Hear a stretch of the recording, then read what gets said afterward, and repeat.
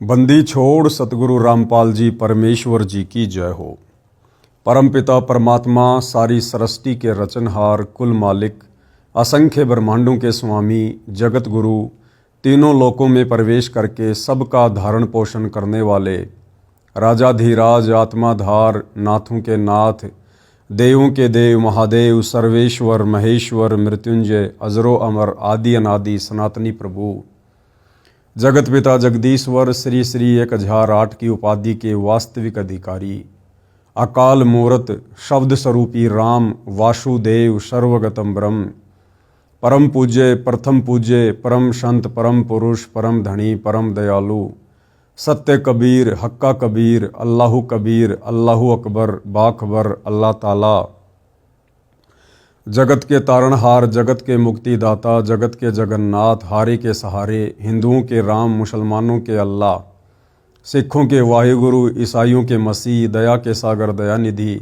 करुणा के सागर करुणानिधि, स्वयंभू परिभू, संकट मोचन, कष्ट हरण, मंगल करण, दुख भंजन, अविगत कबीर, निर्विकार निर्विषम परमात्मा, अलय अलेख सतगुरु, आदि अनादि सतगुरु, असली मर्यादा पुरुषोत्तम, असली राम, असली कृष्ण, असली घनश्याम, असली मुरारी, राजाओं के राजा, महाराजाओं के महाराजा, शहंशाहों के शहंशाह, सम्राटों के सम्राट, भगवानों के भगवान, अल्लाहों के अल्लाह, प्रभुओं के प्रभु, मसीहाओं के मसीह, सच्चे वाहिगुरु, बाबाओं के बाबा, पीरों के पीर, सेठों के सेठ, जगत सेठ, सावड़सा सेठ, सर्वगुण संपन्न, अनंत कोटि कलाओं के स्वामी, अनंत कोटि ब्रह्मांडों के नायक, योगियों में महायोगी, ध्यानियों में महाध्यानी, सिद्धों में परम सिद्ध, ज्ञानियों में तत्वज्ञानी, ब्रह्म ज्ञानी, महाज्ञानी, परम ज्ञानी, सर्वश्रेष्ठ ज्ञानी, विज्ञानी, युवा कबीर, समर्थ कबीर, असमवात, अमित ओजा,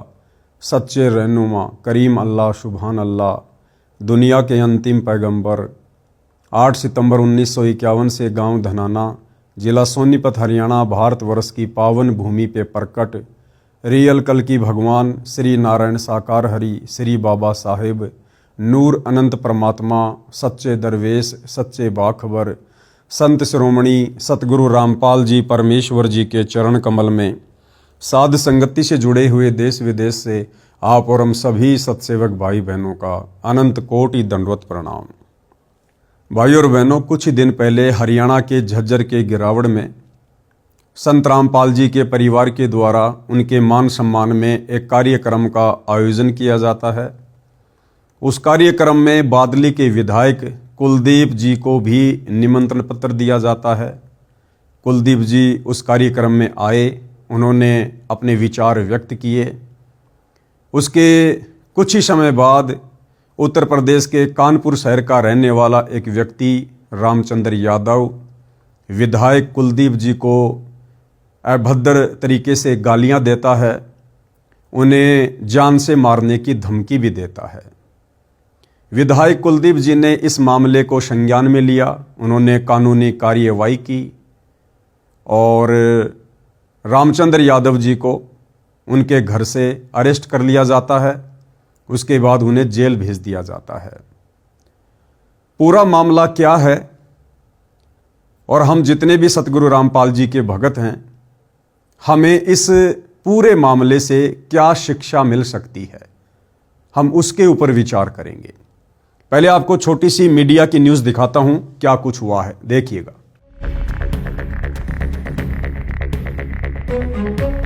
बादली से कांग्रेस विधायक कुलदीप वत्स को जान से मारने की धमकी देने के मामले में पुलिस ने आरोपी को उत्तर प्रदेश के कानपुर से गिरफ्तार कर लिया है। आरोपी की पहचान रामचंद्र यादव के रूप में हुई है, जिसके खिलाफ दिल्ली और उत्तर प्रदेश में पहले से ही कई आपराधिक मामले दर्ज हैं। गौर करने वाली बात ये है कि आरोपी ने खुद को संत रामपाल का अनुयायी बताया है। वहीं आरोपी की गिरफ्तारी के बाद एसीपी क्राइम झज्जर प्रदीप नैन ने बताया कि 12 जनवरी को आरोपी रामचंद्र यादव ने कांग्रेस विधायक कुलदीप वत्स को फोन कर अभद्र भाषा का प्रयोग करते हुए जान से मारने की धमकी दी थी। इस घटना के बाद विधायक कुलदीप वत्स की शिकायत पर थाना सदर झज्जर में आरोपी के खिलाफ मामला दर्ज किया गया। पुलिस जांच में सामने आया है कि 11 जनवरी को झज्जर जिले के गांव गिरावड़ में संत रामपाल के अनुयायियों द्वारा किसान एवं मजदूरों की सहायता के उद्देश्य से आयोजित संत रामपाल सम्मान समारोह में कांग्रेस विधायक कुलदीप वत्स शामिल हुए थे।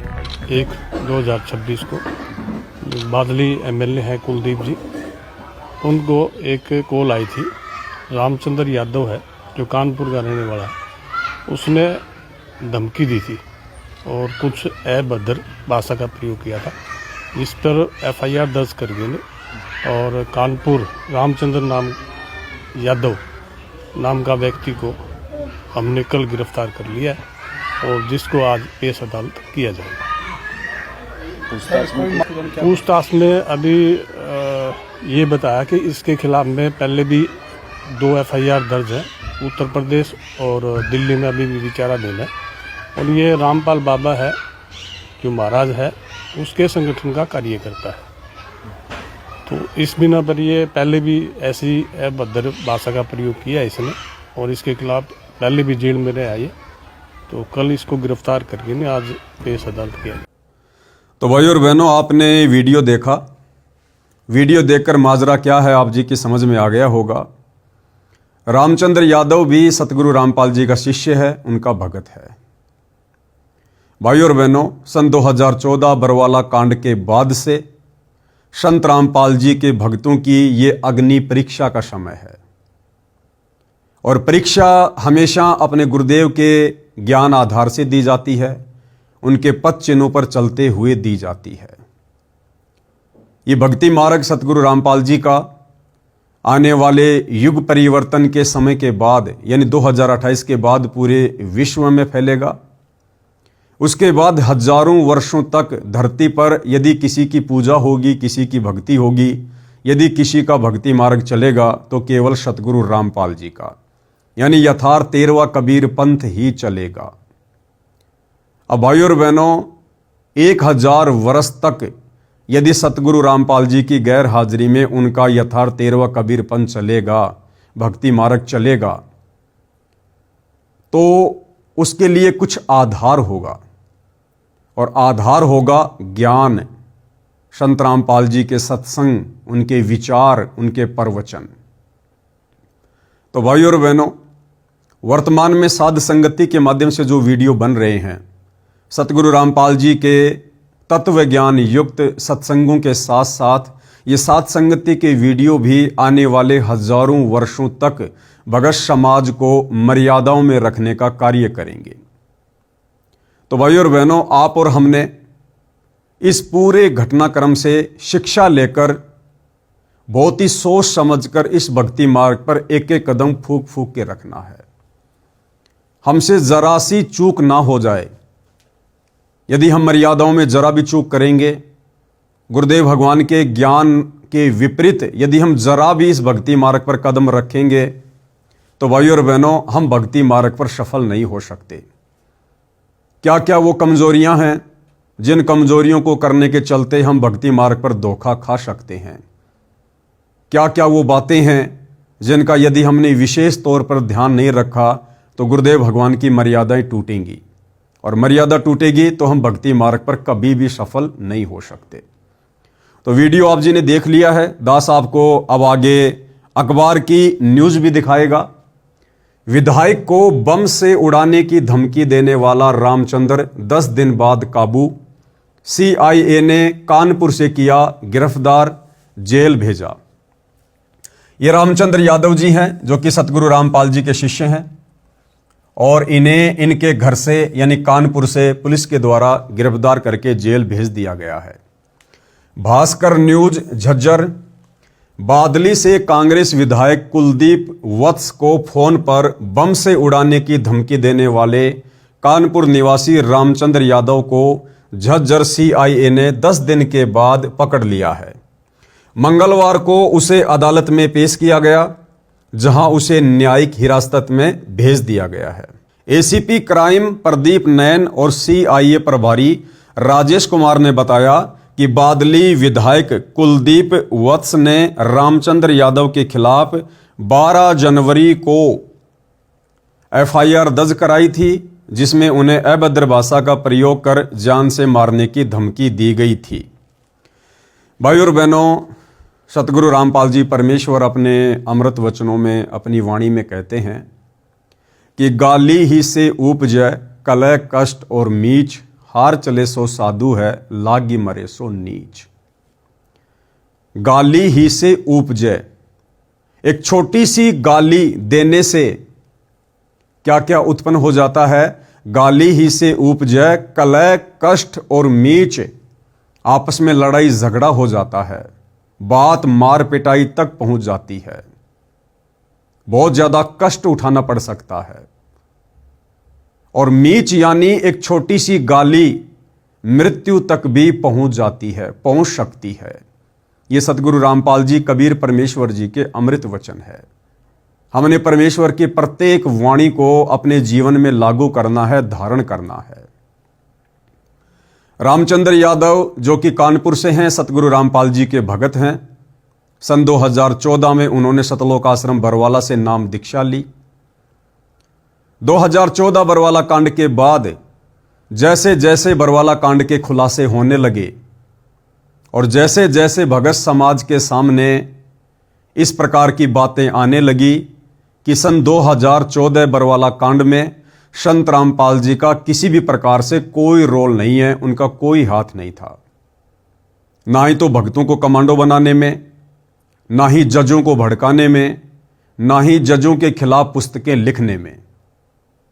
ये सारा का सारा मामला संत रामपाल जी के कलयुगी परिवार के द्वारा, सतलोक आश्रम मैनेजमेंट कमेटी के कुछ लोगों के द्वारा एक षड्यंत्र के तहत रचा गया था। काल प्रेरणा से दुनिया अभी भक्ति मार्ग से अनजान है, अनभिज्ञ है। काल कौन है, काल प्रेरणा क्या है, ये क्यों होता है, कैसे होता है, दुनिया उस समय जानेगी जब सतगुरु रामपाल जी के सत्संग सुनेगी, इस भक्ति मार्ग पर कदम रखेगी, सृष्टि रचना को सुनेगी, पढ़ेगी, समझेगी, तब पता चलेगा काल कौन है और काल की प्रेरणा से क्या क्या कुकर्म वर्तमान में इस देश और दुनिया में हो रहे हैं। तो रामचंद्र यादव जी ने अपने गुरुदेव भगवान की शिक्षाओं को दरकिनार करते हुए, उनकी मर्यादाओं को तोड़ते हुए बादली के विधायक कुलदीप जी को मां बहन की अभद्र गालियां दी, उनको बम से उड़ाने की धमकी दी और जान से मारने की धमकी दी। देखो भाई और बहनों, विधायक चाहे कांग्रेस सरकार का हो, चाहे बीजेपी सरकार का हो, मंत्री, मुख्यमंत्री चाहे किसी भी पार्टी का क्यों ना हो, ये लोग जनप्रतिनिधि होते हैं। ये लोग अध्यात्म और भक्ति मार्ग से कोसों दूर होते हैं। मान बढ़ाई और अहंकार इन लोगों के नाक के ऊपर होता है। और जनप्रतिनिधि का ये कार्य होता है कि जहां भी कोई समागम हो, कोई समारोह हो, कोई आयोजन हो, कोई कार्यक्रम हो, वहां उनको बुलाया जाए। और ये लोग खुशी खुशी वहां पर जाते हैं, क्योंकि वहां जाने से इन लोगों को राजनीतिक फायदे होते हैं। जनप्रतिनिधि को हमेशा जनता के बीच में रहने में आनंद आता है, क्योंकि उसका कार्य भी यही होता है। और ये जो झज्जर की गिरावट का कार्यक्रम था, ये कुलदीप जी के क्षेत्र के अंतर्गत ही आता है, इसलिए उनको बुलाया गया और वो वहां उस कार्यक्रम में गए। और जो भी बातें, जैसा भी उनको ज्ञान था अध्यात्म के विषय में, संत रामपाल जी के विषय में, उन्होंने वो बातें वहां पर रख दी। उन बातों को लेकर रामचंद्र यादव जी ने उनको फ़ोन किया और लगभग 11 मिनट तक, जैसा कि बताया गया है, माँ बहन की अभद्र गालियां दी और बम से उड़ाने की धमकी दी। देखो भाई और बहनों, कुलदीप जी का इसमें किसी भी प्रकार से कोई दोष नहीं है। मैं पवन दास भी वीडियो बनाता हूं, जो कार्यक्रम सतगुरु रामपाल जी का परिवार वर्तमान में उनकी गैर मौजूदगी में काल प्रेरणा से करवा रहा है। भगत समाज का अरबों खरबों का दान धर्म बर्बाद करवा रहा है, भगत समाज की मर्यादा तोड़वा रहा है। संत रामपाल जी के ज्ञान के विरुद्ध होकर जो भी कुकृत्य सतलोक आश्रम मैनेजमेंट कमेटी कर रही है, मैं पवन दास और मेरे तमाम साथ संगति से जुड़े सत्सेवक भाई बहन भी वीडियो बनाते हैं। लेकिन हमारा तरीका अलग है। हमारा तरीका ज्ञान आधार का है, गाली गलौच का नहीं है, राग द्वेष ईर्ष्या और मान बढ़ाई का नहीं है। रामचंद्र जी ने अपने गुरुदेव की मर्यादा तोड़ी, क्योंकि गुरुदेव के भक्ति विधान में किसी को गाली देना नहीं लिखा है। गुरुदेव अपनी वाणी में कहते हैं कि गाली ही से उपजय कलह कष्ट और मीच, भाई हार चले सो साधु है और लागी मरे सो नीच। भगत किसी को गाली दे ये तो बहुत दूर की बात है। यदि भगत को कोई गाली देता है बेवजह तो भगत ने उसके प्रति उत्तर में उसको कुछ नहीं कहना है, कोई गाली नहीं देनी है, कुछ भी अपशब्द नहीं कहना है। भगत ने अपनी हारी लिख देनी है कि हरिजन तो हारा भला और जीतन दे संसार, हारा तो हरि सो मिले और जीता यम की लार। गुरुदेव भगवान हमें आगे शिक्षा देते हैं कि जो तोकू काटा बोवे वाको बोतू फूल, तोहे फूल के फूल हैं वाको हैं त्रिशूल। एक भगत के क्या लक्षण हैं, एक भगत का कैसा स्वभाव होता है, एक भगत का कैसा आचार विचार व्यवहार होता है, ये संत रामपाल जी का शिष्य होने के बावजूद रामचंद्र जी ने नहीं दर्शाया। जबकि विधायक कुलदीप जी ने रामचंद्र जी को, जैसा कि सूत्र बताते हैं, विधायक जी ने रामचंद्र जी को प्रति उत्तर में ऐसी मां बहन की कोई भी गाली नहीं दी। तो भाइयों और बहनों, संत रामपाल जी का भगत होने के बावजूद रामचंद्र यादव जी ने मर्यादा तोड़ी, परमेश्वर की वाणियों को लांघा, उल्लंघना की, अपनी मर्यादा तोड़ी। और उधर एक व्यक्ति जो संत रामपाल जी का भगत भी नहीं है, जनप्रतिनिधि है, उन्होंने फिर भी एक सभ्य व्यक्ति की भूमिका निभाते हुए और उन्होंने रामचंद्र जी को समझाने का प्रयास किया। लेकिन जिस प्रकार से उनको धमकी दी गई बम से उड़ाने की, जान से मारने की, भाई और बहनों डर सबको लगता है। इससे पहले भी रामचंद्र जी हरियाणा में काफ़ी लोगों को, काफ़ी नेताओं को इस प्रकार की अभद्र गालियां दे चुका है। तो बम से उड़ाने की धमकी के बाद बादली के विधायक कुलदीप जी ने कानूनी कार्रवाई करवाई, जिसके तहत रामचंद्र जी को पुलिस पकड़कर लेकर आई और उनको जेल भेज दिया गया। तो कहने का मतलब भाई और बहनों, इस परीक्षा के समय में, अग्नि परीक्षा के समय में, इस रामचंद्र यादव के प्रकरण से आप और हमने शिक्षा लेनी है। ये परमात्मा, ये कबीर देव सतगुरु रामपाल जी भगवान, ये किसी का सगा नहीं है। काल और कबीर परमेश्वर जी का तपतशिला पर जो एग्रीमेंट हुआ था वो शायद हम भाई बहन भूल जाते हैं। काल ने कबीर परमेश्वर जी से कहा था कि हे परमेश्वर, आप नीचे जाओगे, आत्माओं को मेरे विषय में बताओगे, अपना तत्व ज्ञान समझाओगे और आत्माओं को सतलोक लेकर जाओगे। लेकिन परमेश्वर, मेरी एक प्रार्थना है, आप जबरदस्ती किसी के साथ ना करना। आप नीचे जाकर सत्संग सुनाना, अपना ज्ञान बताना, अपनी मर्यादा बताना कि एक भगत किन किन मर्यादाओं में रहकर कैसे अपने गुरुदेव के वचन में रहकर पूर्ण मोक्ष प्राप्त कर सकता है। और एक भगत ने यदि मर्यादा तोड़ी, गुरु के वचन को तोड़ा, तो वो यही काल के लोक में धक्के खाएगा। तो परमेश्वर ने काल के इस वचन को, इस प्रार्थना को स्वीकार किया और परमेश्वर ने कहा कि ऐसा ही होगा। जो मेरे ज्ञान में रहेगा, जो मेरे वचन में रहेगा, जो मेरी मर्यादाओं को मानेगा, मैं केवल उसी को सतलोक लेकर जाऊंगा। तो यहां पर रामचंद्र जी ने एमएलए कुलदीप जी को मां बहन की गालियां निकालकर परमेश्वर जी का अमर विधान तोड़ा है। और भाइयों और बहनों, जैसे ही रामचंद्र जी ने परमेश्वर के विधान को तोड़ा, तुरंत उनके ऊपर काल ने एक्शन लिया और उनको जेल में डलवा दिया। हालांकि ये बात अलग है कि रामचंद्र जी जेल में 10 दिन रहेंगे, 15 दिन रहेंगे, 1 महीने रहेंगे या 6 महीने रहेंगे, ये उस मुकदमे के ऊपर है और रामचंद्र जी के व्यवहार के ऊपर है। वो विधायक से माफ़ी मांगते हैं या नहीं मांगते हैं, इस मामले को सुलझाने में रामचंद्र जी की और विधायक की आपस में क्या सहमति होगी, ये बाद की बातें हैं, ये कानूनी मैटर है। आप और हम भाई बहनों ने जो शिक्षा लेनी है वो ये है कि आप और हमने शौपन में भी सतगुरु रामपाल जी परमेश्वर जी की मर्यादाओं को नहीं तोड़ना है। ये हमारी अग्नि परीक्षा का समय है। यदि हमने परमेश्वर की मर्यादाओं को तोड़ा, गुरु वचन को तोड़ा, तो इस समय भाई और बहनों ये काल अपने 1000 हाथ और 1000 मुख खोल कर खड़ा हुआ है।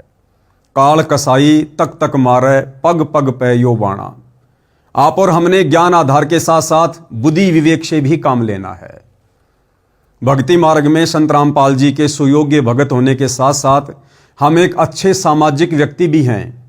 हमने समाज में एक अच्छे नागरिक की तरह रहना है, व्यवहार करना है, क्योंकि समाज हमें हर प्रकार से देख रहा है, जांच रहा है। यदि सतगुरु रामपाल जी के नाम की छाप लगवाने के बाद, उनसे उपदेश लेने के बाद यदि हमने अपने गुरुदेव भगवान की किसी भी प्रकार से बदनामी करवाई, क्योंकि आप और हमें कोई नहीं जानता संत रामपाल जी का वो भगत जो मर्यादा में रहकर भक्ति करता है, उसकी पहचान उसके आसपास के क्षेत्र में, उसके समाज में, उसके गांव में, उसकी रिश्तेदारियों में ऑटोमेटिक हो जाती है। उसके बाद अगर संत रामपाल जी का भगत कोई भी गलती करता है, कोई भी सामाजिक या आध्यात्मिक मर्यादा तोड़ता है, तो उसके बाद बदनामी उस भगत की नहीं होती है, बदनामी सीधे सीधे संत रामपाल जी की होती है। और अपने गुरु की बदनामी का कारण बनकर, गुरु निंदा का कारण बनकर वो भगत फिर परमात्मा का दोषी बनता है, मोक्ष से भी वंचित रह जाता है। तो सबसे पहली शिक्षा आप और हमने वर्तमान में अग्नि परीक्षा के समय में अपने गुरुदेव भगवान की प्रत्येक मर्यादाओं को जान पर खेल कर निभाना है। बहुत सारी परीक्षा गुरुदेव भगवान जबरदस्ती लेगा। जानबूझ के सतगुरु रामपाल जी भगवान हम भक्तों के सामने इस अग्नि परीक्षा के समय ऐसी ऐसी परिस्थितियां पैदा करेंगे जो हमें सोचने पर मजबूर कर देंगी, हमें धर्म संकट में डाल देंगी। जिस प्रकार सेऊ, सम्मन और नेकी की परीक्षा लेने के लिए परमात्मा जी ने ऐसी परिस्थितियां प्रकट कर दी, उस दिन नेकी को और सम्मन को किसी ने 2 किलो आटा भी उधार नहीं दिया। क्या ऐसा संभव है? इतने बड़े नगर में, इतने बड़े गांव में कोई व्यक्ति 2 किलो आटा उधार भी ना दे? अवश्य देते, लेकिन परमेश्वर ने उस दिन उन आत्माओं की परीक्षा लेनी थी, इसलिए परमात्मा ने सभी नगरवासियों में प्रेरणा कर दी और किसी ने भी उधार आटा नहीं दिया, क्योंकि परमेश्वर ने अपनी आत्माओं के भाव देखने थे, उनकी श्रद्धा देखनी थी, उनके ज्ञान आधार को चेक करना था, उनके बुद्धि विवेक को परमात्मा ने परखना था। तो इसी प्रकार भाई और बहनों, रामचंद्र यादव की भी ये एक परीक्षा थी। अब रामचंद्र यादव ने गाली देना लोगों को शुरू क्यों किया, यह भी एक बहुत बड़ा सवाल है कि संत रामपाल जी का भगत तो कभी किसी को गालियां नहीं देता है। संत रामपाल जी का भक्ति विधान तो कहता है कि जो तोकू काटा बोवे वाको बोतू फूल, तो ये फूल के फूल हैं वाको हैं त्रिशूल। फिर रामचंद्र यादव के अंदर ये गाली देने की गंदी प्रवृत्ति कैसे पैदा हुई, क्यों पैदा हुई, कहां से पैदा हुई?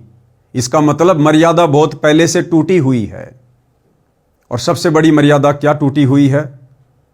सन 2014 बरवाला कांड के बाद सन 2015 में मैं पवन दास प्रथम बार रामचंद्र यादव के संपर्क में आया।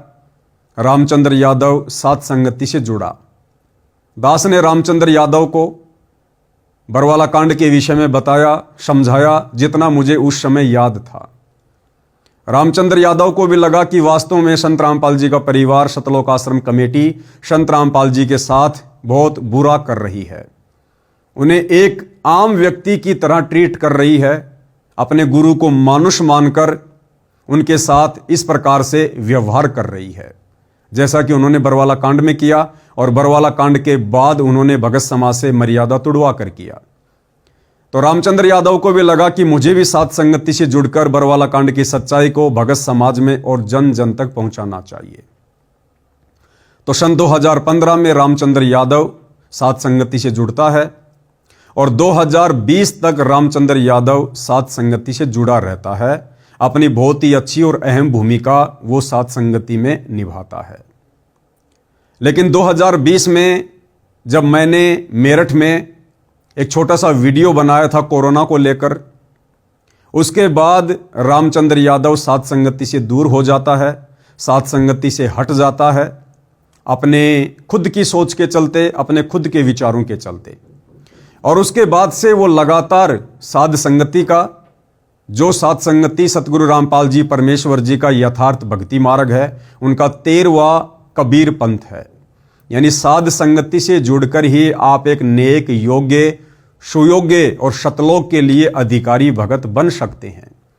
साध संगति से जुड़कर ही आप अपने गुरु को परमात्मा के रूप में हृदय से, आत्मा से स्वीकार कर सकते हैं, अन्यथा नहीं।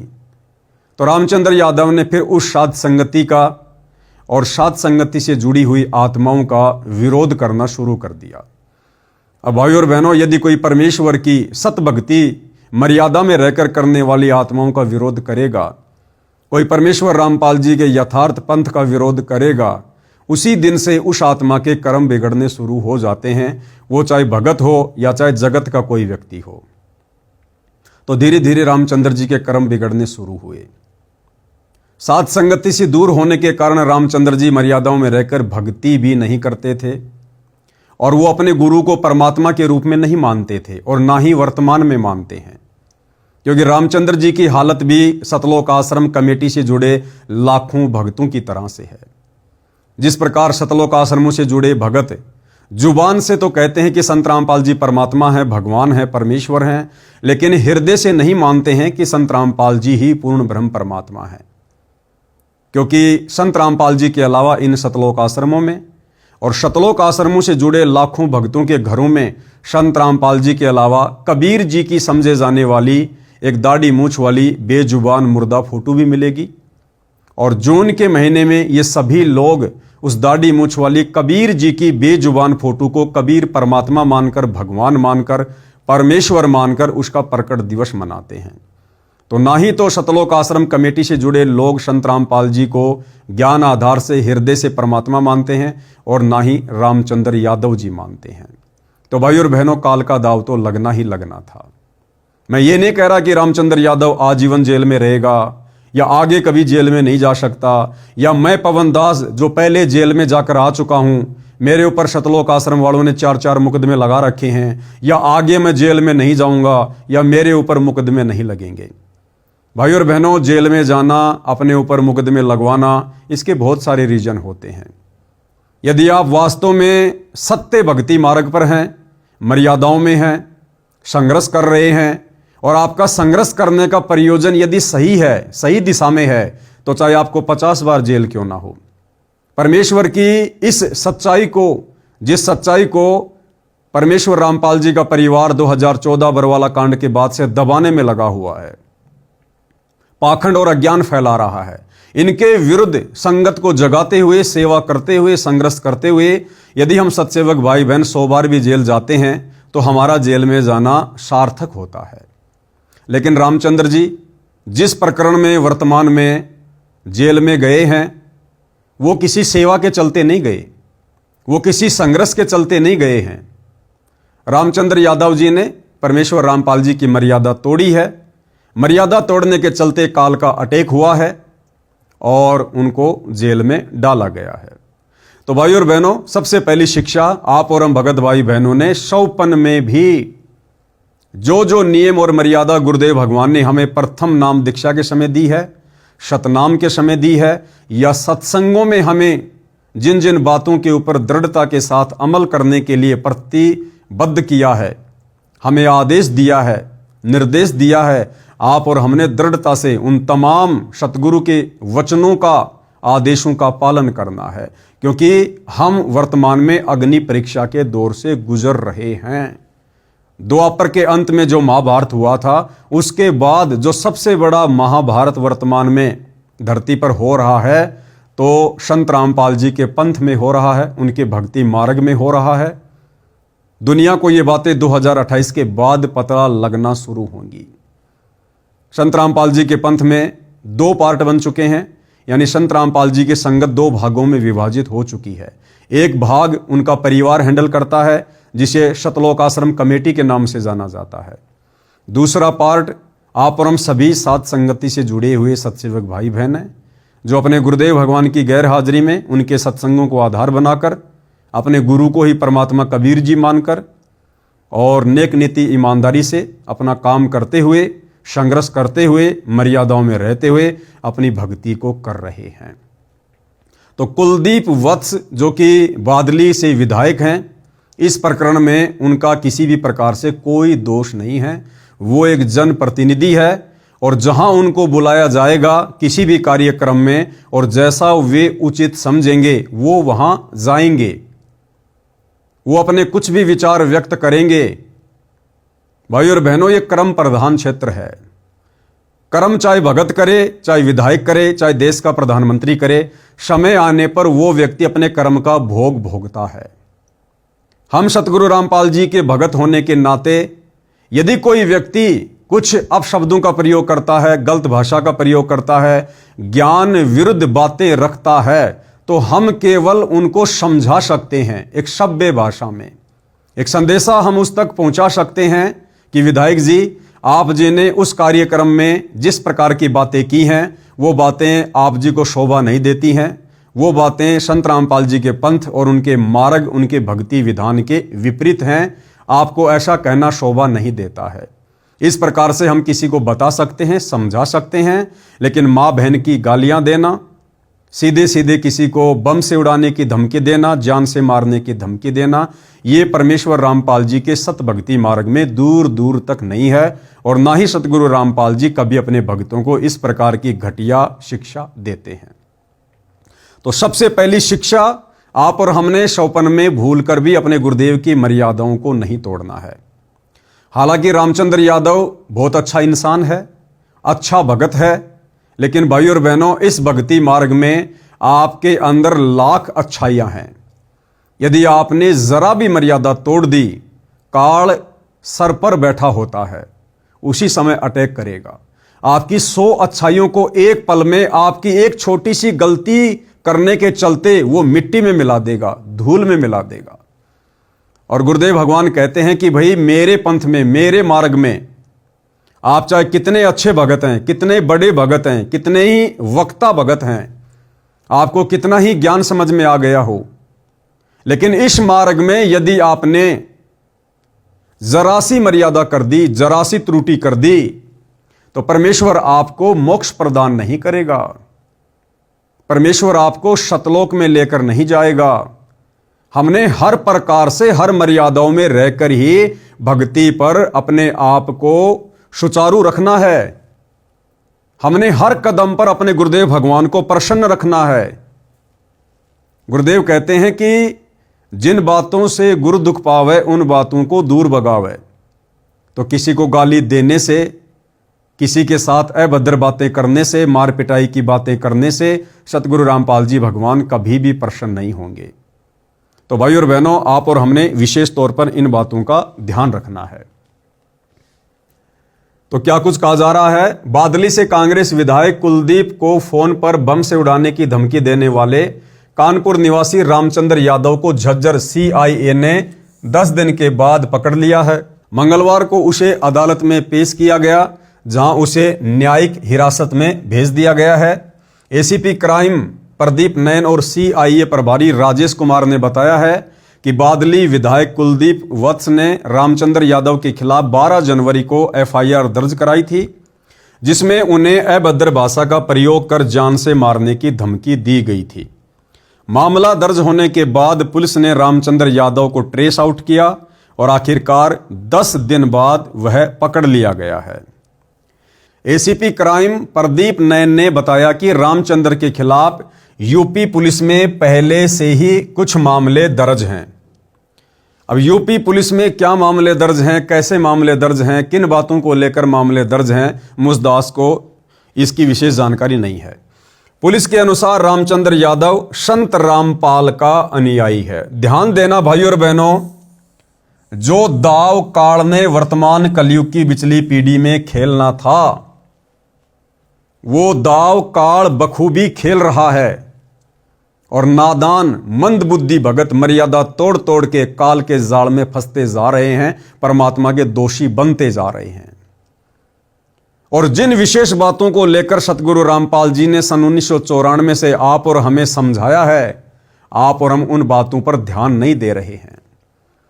भाई और बहनों, गुरुदेव भगवान हमें बार बार बताते हैं कि पुण्यात्माओं, ये कलयुग की बिचली पीढ़ी है, मोक्ष का प्राइम टाइम है और इस समय काल और दयाल ये दो शक्तियां हैं।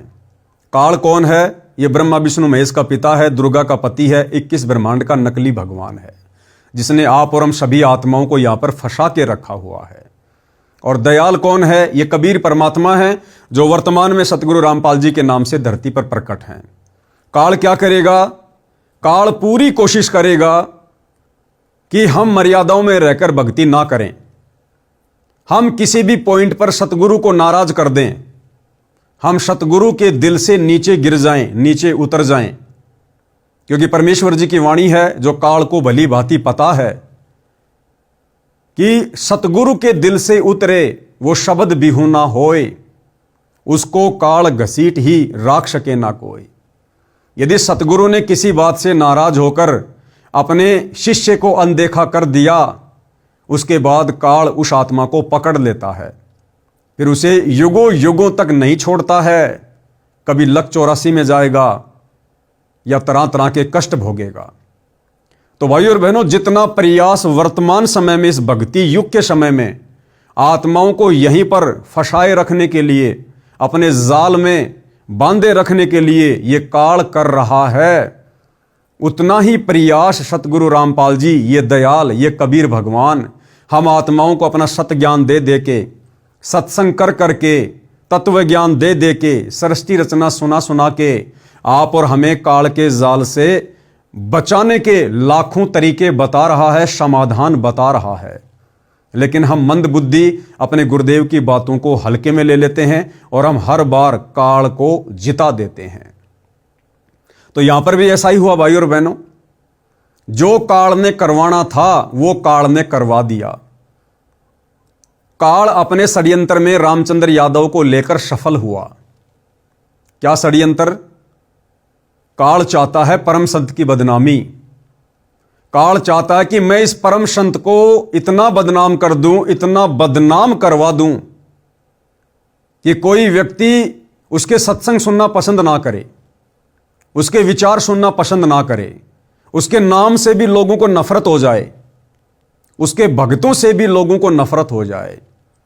तो यह षड्यंत्र था काल का, जो इस काल ने फैलाया और रामचंद्र यादव एक मछली की भांति उस जाल में फंस गया। क्या लिखा जा रहा भाइयों और बहनों, ध्यान देना। पुलिस के अनुसार रामचंद्र यादव संत रामपाल का अनुयायी है। वह क्षेत्र में प्रभाव रखने वाले लोगों को धमकाता है। रामचंद्र यादव कौन है? संत रामपाल का अनुयायी। भाइयों और बहनों, रामचंद्र यादव को कोई नहीं जानता। रामचंद्र यादव का इस प्रकरण में कुछ नहीं बिगड़ेगा। बादली के विधायक उस कुलदीप का इस मैटर में कुछ नहीं बिगड़ेगा। कुलदीप विधायक को तो उल्टा फायदा हो गया। उसने रामचंद्र यादव के खिलाफ एफआईआर करवाई और हरियाणा सरकार से सिक्योरिटी मांगी, तो कुलदीप विधायक को तो सिक्योरिटी मिल गई। कुलदीप विधायक के लिए तो उल्टा अच्छा हो गया। तो ना ही तो कुलदीप विधायक का कुछ बिगड़ा इस मामले में, इस मैटर में। उसकी तो उस क्षेत्र में वाहवाही हो गई कि रामचंद्र यादव ने दर्जनों लोगों को गालियां दी। ऐसे बड़े बड़े लोग जो कुलदीप विधायक से भी राजनीति में ऊंचे ऊंचे उन पदों पे हैं, लेकिन किसी ने भी हिम्मत नहीं की। लेकिन कुलदीप जी ने हिम्मत दिखाई। उनके साहस की दाद देनी पड़ेगी। एक प्रकार से कुलदीप जी का चेहरा उस क्षेत्र में चमक गया कि विधायक कुलदीप किसी भी प्रकार से गलत चीजों को बर्दाश्त नहीं करता है। तो कुलदीप जी का कुछ नहीं बिगड़ा, रामचंद्र यादव का भी कुछ नहीं बिगड़ा, क्योंकि जिनकी मर्यादा पहले से खंडित होती है उनका पहले से बिगड़ा हुआ होता है। तो ना ही तो इस पूरे प्रकरण में बादली के विधायक कुलदीप वत्स का कुछ बिगड़ा, ना ही कानपुर के रामचंद्र यादव का कुछ बिगड़ा, और ना ही भाइयों और बहनों सतलोक आश्रम कमेटी वालों का कुछ बिगड़ा। जिस सतलोक आश्रम कमेटी ने रामचंद्र यादव को कानपुर से पकड़वाने में कुलदीप वत्स के साथ मिलकर अहम भूमिका निभाई है, इन तीनों का यहां कुछ नहीं बिगड़ा। लेकिन यहां पर पूरे हरियाणा में समाचार पत्रों के माध्यम से, मीडिया के माध्यम से जम के बदनामी किसकी हुई? जम के बदनामी किसकी हो रही है? रामचंद्र यादव कौन है? संत रामपाल का अनुयायी। हर मीडिया वाले, हर टीवी चैनल वाले, हर न्यूज़पेपर वाले क्या लिख रहे हैं कि रामचंद्र यादव कुलदीप को धमकी देने वाला गैंगस्टर बदमाश संत रामपाल का अनुयायी है। तो भाइयों और बहनों, इस पूरे प्रकरण में बदनामी किसकी हुई? संत रामपाल जी की। लोग तरह तरह की बातें कर रहे हैं।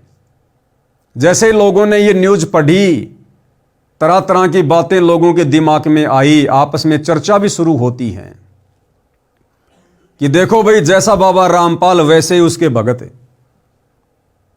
अरे ये समाज तैयार कर रहा है बाबा रामपाल, गैंगस्टर तैयार कर रहा है, गैंगस्टर बदमाश तैयार कर रहा है बाबा रामपाल। जैसा खुद बाबा रामपाल, वैसा ही बाबा रामपाल अपने भगत तैयार कर रहा है। क्योंकि भाई और बहनों, जिस प्रकार से बरवाला कांड 2014 में संत रामपाल जी के नालायक परिवार ने अपनी मनमानी हरकतों के चलते जो ब्लैक कमांडो आश्रम में भक्तों को बनाकर बाहर खड़े किए थे पुलिस प्रशासन के सामने मरने मारने के लिए, जिस बरवाला कांड में संत रामपाल जी के परिवार की मनमानियों के चलते 6 भक्तों की मौत हुई, मर्डर का मुकदमा संत रामपाल जी पर लगा, देशद्रोह का मुकदमा संत रामपाल जी पर लगा, इस तमाम प्रकरण में केवल संत रामपाल जी की ही बदनामी हुई। संत रामपाल जी के परिवार को कोई नहीं जानता, गले का कुत्ता भी नहीं जानता उनका भाई कौन है, उनके बेटा बेटी कौन है। बदनामी बरवाला कांड के प्रकरण में संत रामपाल जी की, क्योंकि आश्रम किसका? संत रामपाल जी का। भगत किसके? संत रामपाल जी के। बरवाला कांड कहां हुआ? संत रामपाल जी के बरवाला स्थित सतलोक आश्रम में। तो जम के बदनामी किसकी? संत रामपाल जी की। हरियाणा के लोगों के मन में क्या धारणा बैठ गई कि जो भी कुछ किया बाबा रामपाल ने किया। बाबा रामपाल को लोग गुंडा कहने लगे, भुंडा कहने लगे, तरह तरह की बातें करने लगे, निंदा चुगली करने लगे। लेकिन लोगों को अंदर खाते की बात का नहीं पता कि इस पूरे बरवाला कांड के प्रकरण में संत रामपाल जी की सुई के नोक जितनी भूमिका भी नहीं है। ना उनका ऐसा कोई स्टेटमेंट है, ना ऐसा उन्होंने कोई भड़काऊ भाषण दिया, ना अपना कोई वक्तव्य दिया। यहां तक कि बरवाला कांड के बाद संत रामपाल जी ने मीडिया को साफ साफ शब्दों में कहा, जब मीडिया वालों ने संत रामपाल जी से सवाल किया कि आश्रम के बाहर आपके इतने गुंडे खड़े हुए थे, आप अपने आप को संत कहते हैं, तो संत रामपाल जी ने साफ साफ शब्दों में कहा कि वो मेरे नहीं थे, कि भैया जिन भक्तों को काले काले कपड़े पहनाकर हाथों में डंडे पत्थर बंदूकें देखकर जो बाहर कमांडो बनाकर खड़ा किया हुआ था, वो मेरे नहीं थे, राष्ट्रीय समाज सेवा समिति के थे। ये राष्ट्रीय समाज सेवा समिति क्या है? संत रामपाल जी के भाई ने, संत रामपाल जी के परिवार ने काल प्रेरणा से, क्योंकि जो व्यक्ति मर्यादा तोड़ देता है, गुरु के वचन को तोड़ देता है, गुरु को मानुष मानता है, फिर काल उसकी गर्दन मरोड़ता है, उसके सिर पर बैठता है, अपने हिसाब से उसको चलाता है। तो संत रामपाल जी का परिवार, उनका भाई, सतलोक आश्रम कमेटी कभी भी संत रामपाल जी को परमात्मा की दृष्टि से नहीं देखा करते थे। उन लोगों ने बरवाला कांड से पहले ही मनमानियां करनी शुरू कर दी थी, अपनी भक्ति विरुद्ध हरकतें तेज करना शुरू कर दी थी। तो सतगुरु वचन टूटने से, सतगुरु मर्यादा टूटने से काल का दाव लगा और काल प्रेरणा से संत रामपाल जी के परिवार ने बरवाला कांड जैसी घटना को जन्म दिया। और संत रामपाल जी ने इसी विषय पर कहा कि यह राष्ट्रीय समाज सेवा समिति मेरी नहीं है। यानी 2010 में संत रामपाल जी के परिवार ने, उनके भाई ने 20-25 लोगों का एक समूह बनाया, जिसको राष्ट्रीय समाज सेवा समिति का नाम दिया गया, कि हमने आगे चलकर संत रामपाल जी के ऊपर जो मुकदमे लगे हुए हैं, हमने उन मुकदमों में क्या करना है, किस प्रकार से करना है, हमने संत रामपाल जी को तारीख पर कोर्ट में जाने देना है या नहीं जाने देना है, हमने किस प्रकार से भक्तों को हैंडल करना है। तो ये टोटल जो भक्ति विरुद्ध कार्य थे, ये मनमानियां थी, ये काल प्रेरणा से संत रामपाल जी का परिवार करता आ रहा था। और संत रामपाल जी ने तो बरवाला कांड के बाद, अभी आप जो वीडियो देखने जा रहे हैं, मीडिया को साफ साफ कहा है कि ये जो भी कुछ किया, ये राष्ट्रीय समाज सेवा समिति ने किया, राष्ट्रीय समाज सेवा समिति को हो चाहे सतलोक आश्रम मैनेजमेंट कमेटी को हो, बात एक ही है। तो संत रामपाल जी ने तो बिल्कुल साफ साफ कह दिया था कि मैंने कोई कमांडो नहीं बनाया, मैंने कोई समिति नहीं बनाई। जो भी किया, जो भी लोग वहां पर कमांडो बने हुए थे, राष्ट्रीय समाज सेवा समिति के थे। मीडिया वालों ने कहा कि बाबा समिति भी तो आप ही की है।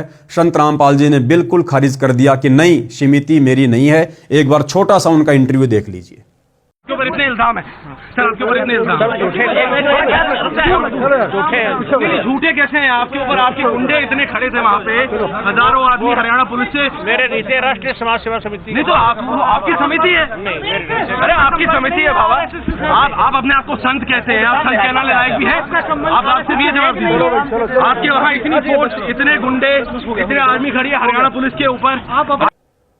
तो भाइयों और बहनों, जिस प्रकार से संत रामपाल जी ने अपनी वीडियो में कहा कि समिति मेरी नहीं है, ना मैंने कोई कमांडो बनाए।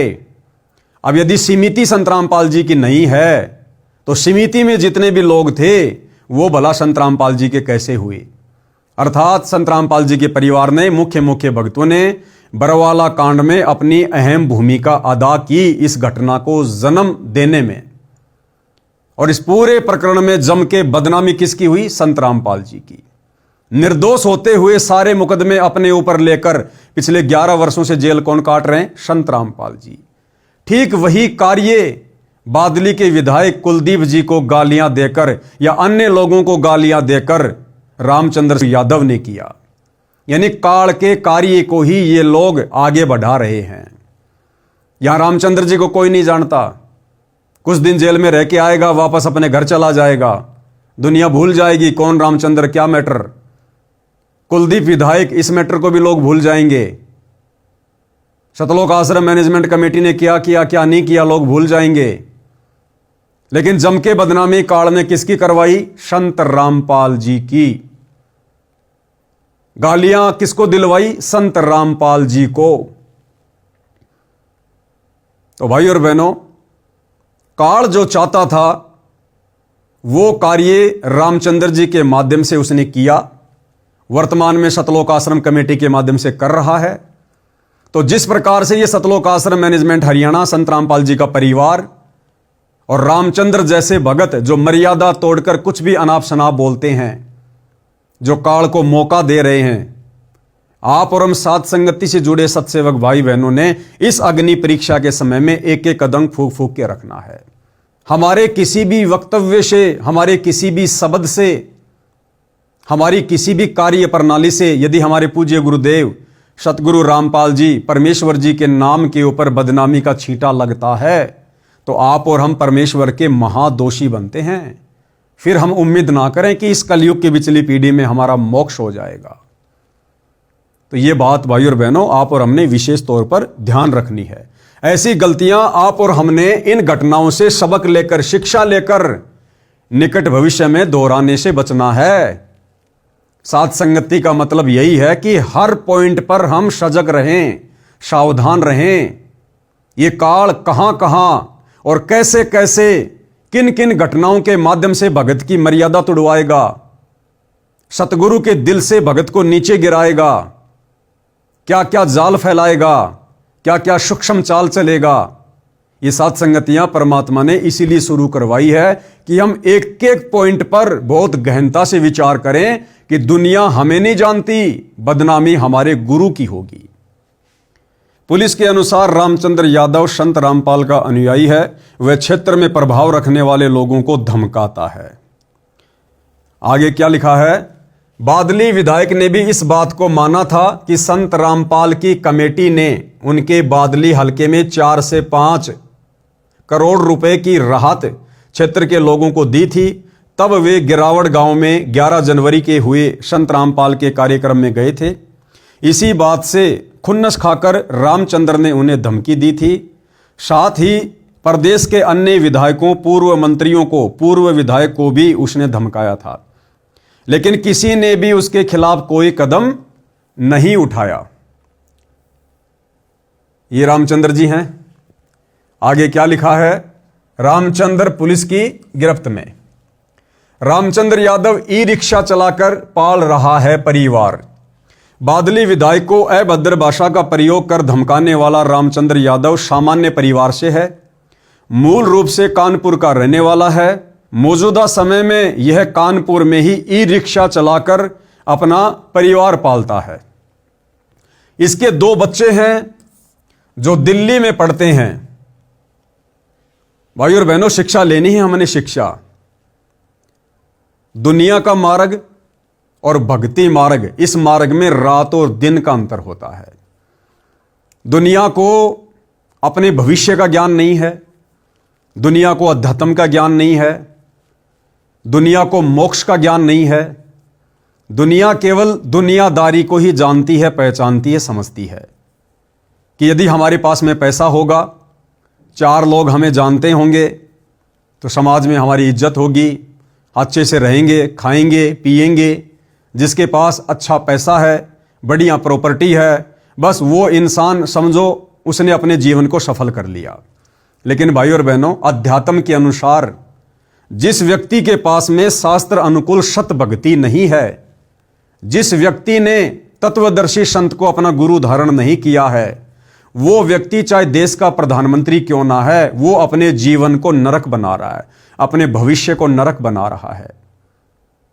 सतगुरु से उपदेश ना लेकर, सत भक्ति शुरू ना करके, आज भले कोई देश का प्रधानमंत्री है, बहुत बड़ा विधायक है, मंत्री है, अगले जन्म में वो लक 84 योनि में जाएगा, गधे, कुत्ते, सुअर के शरीर भोगेगा, तरह तरह के कष्ट, यातनाएं, पीड़ाओं का सामना करेगा, नरक में जाएगा। फिर कभी मनुष्य जन्म मिला, फिर ना जाने वो मंत्री रहे ना रहे, कैसा जीवन मिले। आज आप देख रहे हैं रोडों पर किस प्रकार से मनुष्य जन्म प्राप्त करके भी लोग सारा दिन दिए बाबा, 2 पैसे के लिए सारा दिन दुनिया का मुंह देखते रहते हैं। तो भाई और बहनों, भक्ति मार्ग और जगत का मार्ग, इसमें रात और दिन का अंतर है। तो यहां पर क्या लिखा गया है कि रामचंद्र यादव की 2 संतान हैं, एक लड़का है, एक लड़की है, क्योंकि दास तो पर्सनली जानता है, एक लड़का, एक लड़की। भाई और बहनों, रामचंद्र यादव का काम पहले बहुत अच्छा चलता था। 1-2 गाड़ियां थी उसके पास में, स्कूल में लगा रखी थी, बच्चों को लाता था, छोड़ता था। और रामचंद्र यादव ने अपने बच्चों को यह सोचकर अच्छी शिक्षा देनी शुरू की, अच्छे प्राइवेट स्कूल में उनका दाखिला दिलवाया कि ये बच्चे बड़े होकर अच्छी नौकरी लगेंगे। और उन्होंने वैसा ही किया।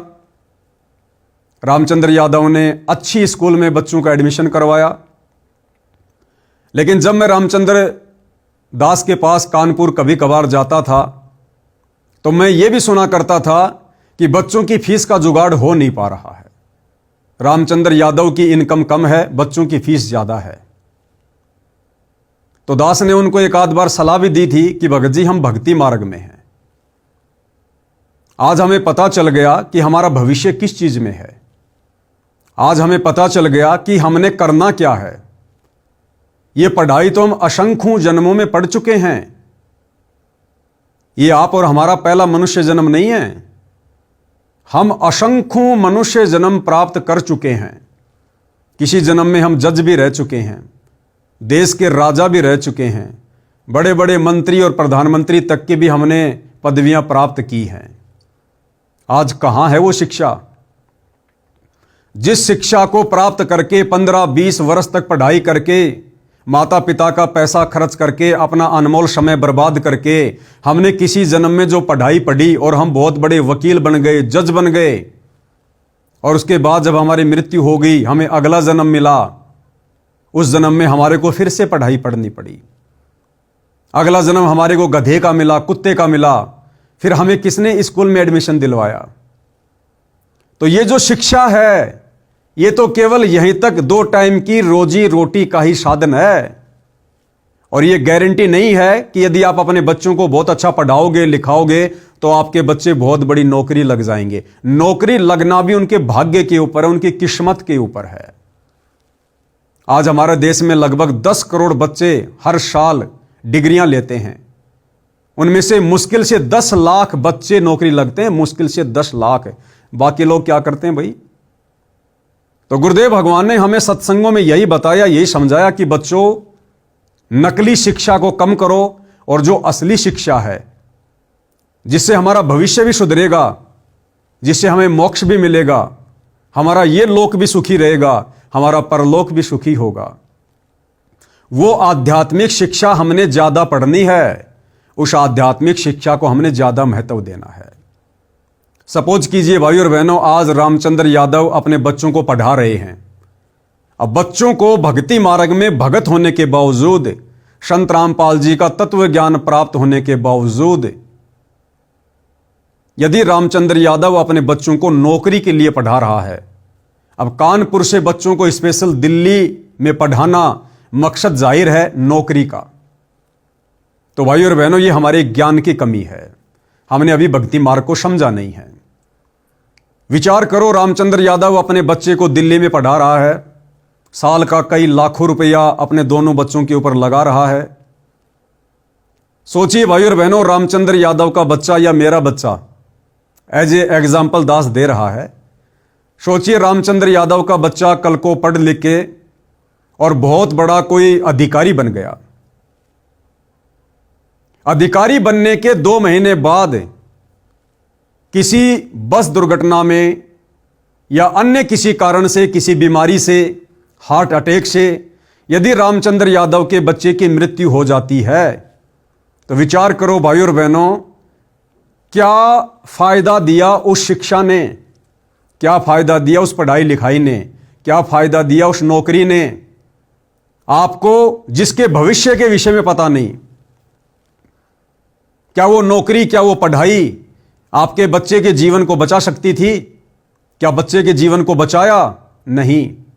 क्या उस नौकरी ने, उस शिक्षा ने आपके बच्चे के भाग्य में कोई परिवर्तन किया? नहीं। लेकिन सतगुरु रामपाल जी परमेश्वर कहते हैं कि बच्चों, आप अपने बच्चों को सांसारिक पढ़ाई पढ़ाओ, लेकिन केवल उतनी जितनी आवश्यक है, यानी 8वीं 10वीं लास्ट। यदि आप भगत हैं संत रामपाल जी के और तत्व ज्ञान समझ में आ गया है, यदि आप अपने बच्चे को किसी नौकरी के मकसद से पढ़ा रहे हैं, तो आप दुनिया के सबसे बड़े मूर्ख व्यक्ति हैं, सबसे बड़े मूर्ख व्यक्ति। क्योंकि ये पढ़ाई लिखाई, ये शिक्षा, ये अक्षर ज्ञान केवल परमात्मा ने आप और हमें इसलिए दिया कि हम इस कलयुग की बिचली पीढ़ी में, जब हमारे गुरुदेव भगवान हमारे को शास्त्र खोल खोल के दिखाएं, हम उन शास्त्रों को आंखों से देख लें कि वास्तव में भक्ति क्या है, भक्ति मार्ग क्या है, भगवान कौन है, ताकि हमारी आत्मा इस भक्ति और भगवान को स्वीकार कर ले और हम मोक्ष प्राप्त करने के योग्य बने।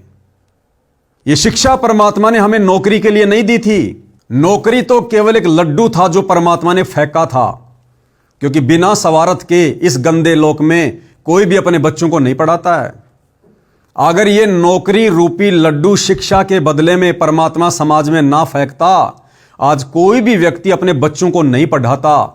और यदि माता पिता अपने बच्चों को नहीं पढ़ाते, तो आज सतगुरु रामपाल जी कैसे शास्त्रों में लिखी सच्चाई अपनी आत्माओं को बताते, समझाते।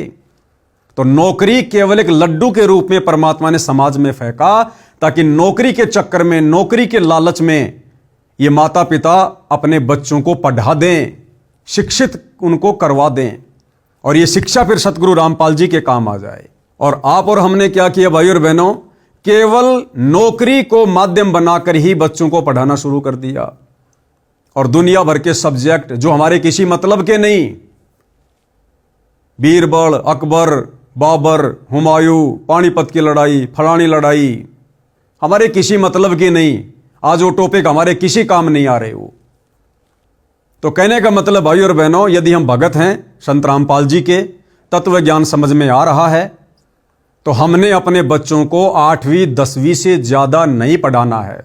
बच्चों को अक्षर ज्ञान हो जाए, थोड़ा बहुत व्यावहारिक ज्ञान हो जाए, बहुत है। अपनी तीनों समय की आरती बच्चा भक्ति बोध हाथ में लेके पढ़ना सीख जाए, समझ जाए। इससे ज्यादा हमने बच्चों को इंजीनियर नहीं बनाना, डॉक्टर नहीं बनाना।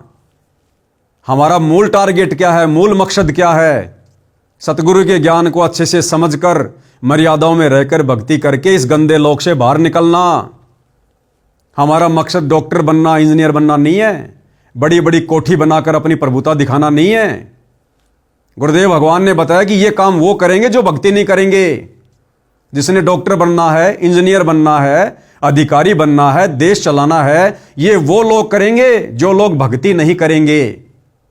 यदि हमारी बात समझ में आ गई है तो हमने अपनी भक्ति सफल करके इस गंदे लोक से बाहर निकलना है।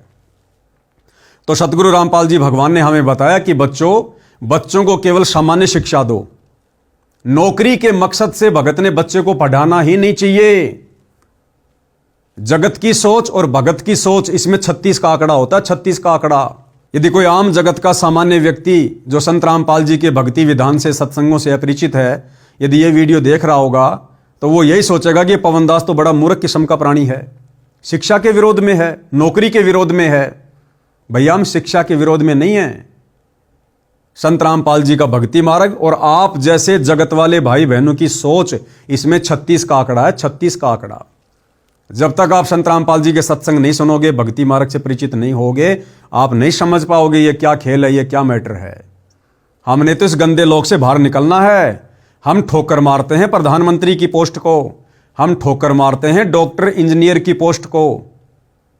हम असंख्य मनुष्य जन्म प्राप्त करके डॉक्टर भी रह चुके हैं, इंजीनियर भी रह चुके हैं, प्रधानमंत्री भी रह चुके हैं, लेकिन हमारी गति नहीं हुई, हमारी दुर्गति हुई।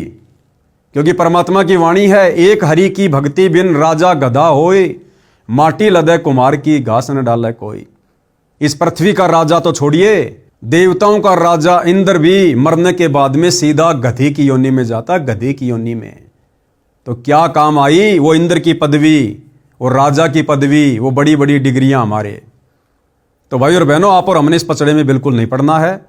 और यदि कोई व्यक्ति पढ़ रहा है और साथ में सतगुरु रामपाल जी का भगत है और मर्यादा में रहकर भक्ति कर रहा है, तो भाई और बहनों, इस मर्यादित भक्ति के कारण सतगुरु रामपाल जी, यदि भगत के भाग्य में मृत्यु होनी है, एक्सीडेंट होना है, परमात्मा उसको भी टाल देगा। तो बताओ कौन सी शिक्षा ज्यादा महत्वपूर्ण है, ये रोजी रोटी वाली, नौकरी पेशे वाली शिक्षा या सतगुरु रामपाल जी की भक्ति वाली आध्यात्मिक शिक्षा? तो आप और हमने तो सतगुरु रामपाल जी वाली आध्यात्मिक शिक्षा को ज्यादा महत्व देना है। अब रामचंद्र यादव के दोनों बच्चे या अन्य बहुत सारे भगत भाई बहन होंगे जो सतगुरु रामपाल जी के भक्ति मार्ग को अच्छे से ना समझकर अपने बच्चों को किताबी कीड़ा बना के रखे हैं। दिन रात उनको कहते हैं पढ़ो पढ़ो पढ़ो, अच्छे नंबर लाओ, नौकरी लगो, नौकरी लगो। अब विचार करो भाई और बहनों, हमने करवाना क्या चाहिए था बच्चों से, हम करवा क्या रहे हैं। ये लास्ट का समय चल रहा है। सतगुरु रामपाल जी ज्यादा दिन के मेहमान नहीं है इस पृथ्वी लोक में। और जिस दिन सतगुरु रामपाल जी के पावन चरण कमल इस पृथ्वी लोक से चले जाएंगे, यानी जिस दिन सतगुरु रामपाल जी लीला समाप्त करके सतलोक चले जाएंगे, उसी दिन से मोक्ष मार्ग बंद, केवल भक्ति मार्ग चलेगा। हजारों साल मनुष्य जन्म प्राप्त करते रहो, भक्ति करते रहो, सुख प्राप्त करते रहो, मोक्ष नहीं मिलेगा। अगर सतलोक जाना है, पूर्ण मोक्ष प्राप्त करना है, तो सतगुरु रामपाल जी की भक्ति मर्यादा में रहकर इस कदर अपने गुरु को प्रसन्न करो कि धरती पर रहते सहते गुरु तुम्हें सतलोक भेज दे। अन्यथा सतगुरु के सतलोक जाने के बाद मोक्ष की उम्मीद मत करना। तो इस ज्ञान को आधार बनाकर हमने बच्चों को क्या शिक्षा दिलवानी थी? आध्यात्मिक शिक्षा। आज उन भगत भाई बहनों के बच्चे, जिन बच्चों को रोजी रोटी के मकसद से, नौकरी के मकसद से वो पढ़ा रहे हैं, बड़ी बड़ी स्कूलों में बड़ी बड़ी कोचिंग करवा रहे हैं, महंगी महंगी फीस दे रहे हैं। अब विचार करो भाई और बहनों, बच्चे क्या पढ़ रहे हैं? बच्चे क्या पढ़ रहे हैं वहां? 10-10, 12-12 घंटे उन कागज के टुकड़ों में अपनी आंखें काली कर रहे हैं। पानीपत की लड़ाई कब हुई, कुरुक्षेत्र की लड़ाई कब हुई, सोमनाथ का मंदिर किसने लूटा, अकबर कौन था, बीरबल कौन था, बाबर कौन था, कौन सी लड़ाई कौन से साल में लड़ी गई। अरे हमारे क्या काम आएंगी ये चीजें? 10-12 घंटे उन फालतू के टॉपिक के ऊपर हम अपने बच्चों का अनमोल समय और एक एक बेशकीमती श्वासें बर्बाद करवा रहे हैं। वो समय हमने परमात्मा की भक्ति में लगवाना है, परमात्मा की भक्ति में। आज आप अपने बच्चों को कह रहे हो बच्चों पढ़ो पढ़ो, और जितना ज्यादा बच्चे उन कागज के टुकड़ों में आंखें काली कर रहे हैं, आप बड़े प्रसन्न होते हैं। मेरा बेटा रोजाना 10 घंटे पढ़ता है, रात को जब आंख खुल जाती है तुरंत पढ़ने में लग जाता है। और भक्ति आप अपने बच्चे से 1 घंटे भी ढंग से नहीं करवा रहे, 1 घंटे भी, तो आप भी परमात्मा के दोषी बन रहे हैं। तो वही गलती यहां रामचंद्र जी ने की और हमने शिक्षा ये लेनी है भाई और बहनों, हमने ये गलती नहीं करनी है। साध संगति से जुड़े सत्सेवक भाई बहन यदि अपने बच्चों को महंगे महंगी स्कूल में पढ़ा रहे हैं, यदि महंगी महंगी फीस भर रहे हैं, यदि नौकरी के मकसद से पढ़ा रहे हैं, तो भाई और बहनों आप सतगुरु रामपाल जी के भगत की श्रेणी में अभी तक नहीं हैं। अभी तक आपको सतगुरु रामपाल जी का ज्ञान समझ में नहीं आया है। जो पैसा हम व्यर्थ में एक नौकरी के मकसद से महंगी महंगी फीस भरने में व्यर्थ में गवा रहे हैं, अरे 10वां अंश अपने गुरु को दान करते समय तो हमारी जो है खोपड़ी में खुजली शुरू हो जाती है, और वहां लाखों रुपया साल का महीने का हम बर्बाद कर रहे हैं, जिस नौकरी की कोई गारंटी भी नहीं है। और सतगुरु कहते हैं बच्चों 1 रुपया दोगे 1000 गुना देगा परमात्मा, 1000 गुना करके। इसका मतलब अभी हम ज्ञान से पूर्णतया परिचित नहीं हैं। तो सत्सेवक भाई बहन इस बात का विशेष तौर पर ध्यान रखे, क्योंकि भाई और बहनों मैं पवन दास उतना ही बोलता हूं, वही बोलता हूं जो मेरे गुरुदेव के विधान में है और जिन बातों पर मैं पहले अमल करता हूं। मैंने अपने बड़े लड़के को केवल 10वीं तक पढ़ाया, छोटे लड़के को केवल 7वीं तक पढ़ाया, और मेरे भाई के 2 बच्चे मेरे साथ में रहते हैं। उनकी माताजी की मृत्यु के बाद दोनों बच्चे मुश्किल से 2री या 3री, बस इससे ज्यादा स्कूल में नहीं गए, और अच्छे से पढ़ते हैं, नित्य नियम करते हैं, कोई दिक्कत नहीं है। 12वीं कक्षा का बच्चा भी इतनी अच्छी हिंदी नहीं पढ़ता होगा जितनी अच्छी हिंदी बच्चे मेरे भाई के लड़के जो परमात्मा के भगत हैं, एक लड़का एक लड़की जो वर्तमान में पढ़ रहे हैं और परमात्मा की भक्ति कर रहे हैं, उन कागज के टुकड़ों में स्कूल कॉलेज में जाकर अपनी आंखें खराब नहीं कर रहे। अरे क्या बताया गुरुदेव ने हमें, कहता हूं कहीं जात हूं कहूं बजाकर ढोल। ये ढोल बजाने वाली बात क्यों कही परमात्मा ने वाणी में, कि मूर्ख किस्म के प्राणी मेरे सत्संगों को सीरियस नहीं लेते, हल्के में ले रहे हैं। इसलिए परमात्मा कहते हैं कहता हूं कहीं जात हूं कहूं बजाकर ढोल, कि मैं चिल्ला चिल्ला के कह रहा हूं, नादानो चीख चीख के कह रहा हूं।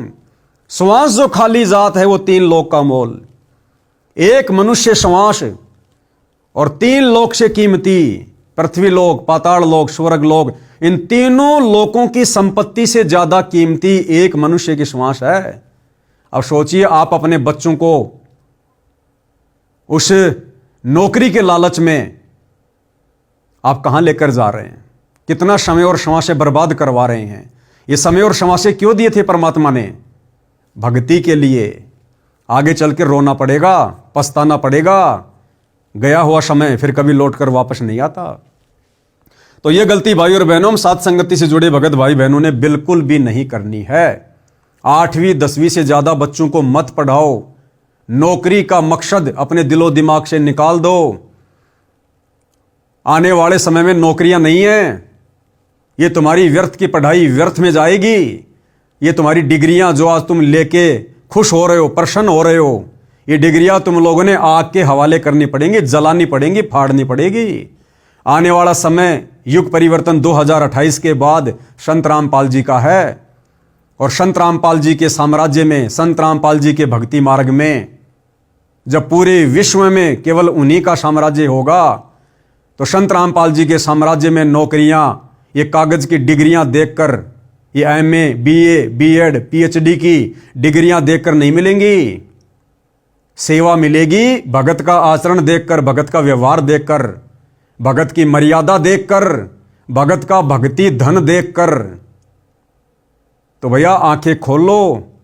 दास पहले भी 2-4 वीडियो बना चुका है इस फर्जी शिक्षा के ऊपर। ये जितनी आवश्यकता थी परमात्मा ने हमें दिलवा दी, और जितनी आवश्यकता है बच्चों को उतनी दिलाओ, ज्यादा आध्यात्मिक शिक्षा दिलवाओ। तो जो गलती यहां रामचंद्र जी कर रहे हैं, जिन बच्चों को पढ़ाने के चक्कर में उन्होंने अपनी गाड़ियां बेचनी पड़ी, और आज वो रामचंद्र अपने बच्चों की ढंग से फीस भी नहीं भर पाता होगा, क्योंकि इन्हीं सब बातों को लेकर कि सामान्य परिवार से है, काम धंधा इतना अच्छा है नहीं, बच्चे पढ़ रहे हैं दिल्ली में, रहने का, खाने का, लाखों का खर्चा लाए कहां से, उधार कोई कितने दिन देगा। तो इन्हीं सब बातों को लेकर धीरे धीरे मानसिक संतुलन बिगड़ना शुरू हो गया। ऊपर से साथ संगति छोड़ दी, गुरु को परमात्मा नहीं मानता, और अंत में क्या हुआ, काल का दाव लग गया। मेंटली डिस्टर्ब, लोगों को फोन पे धमकियां देने लगा, गालियां देने लगा। जबकि भाई और बहनों, रामचंद्र यादव तो भगत है।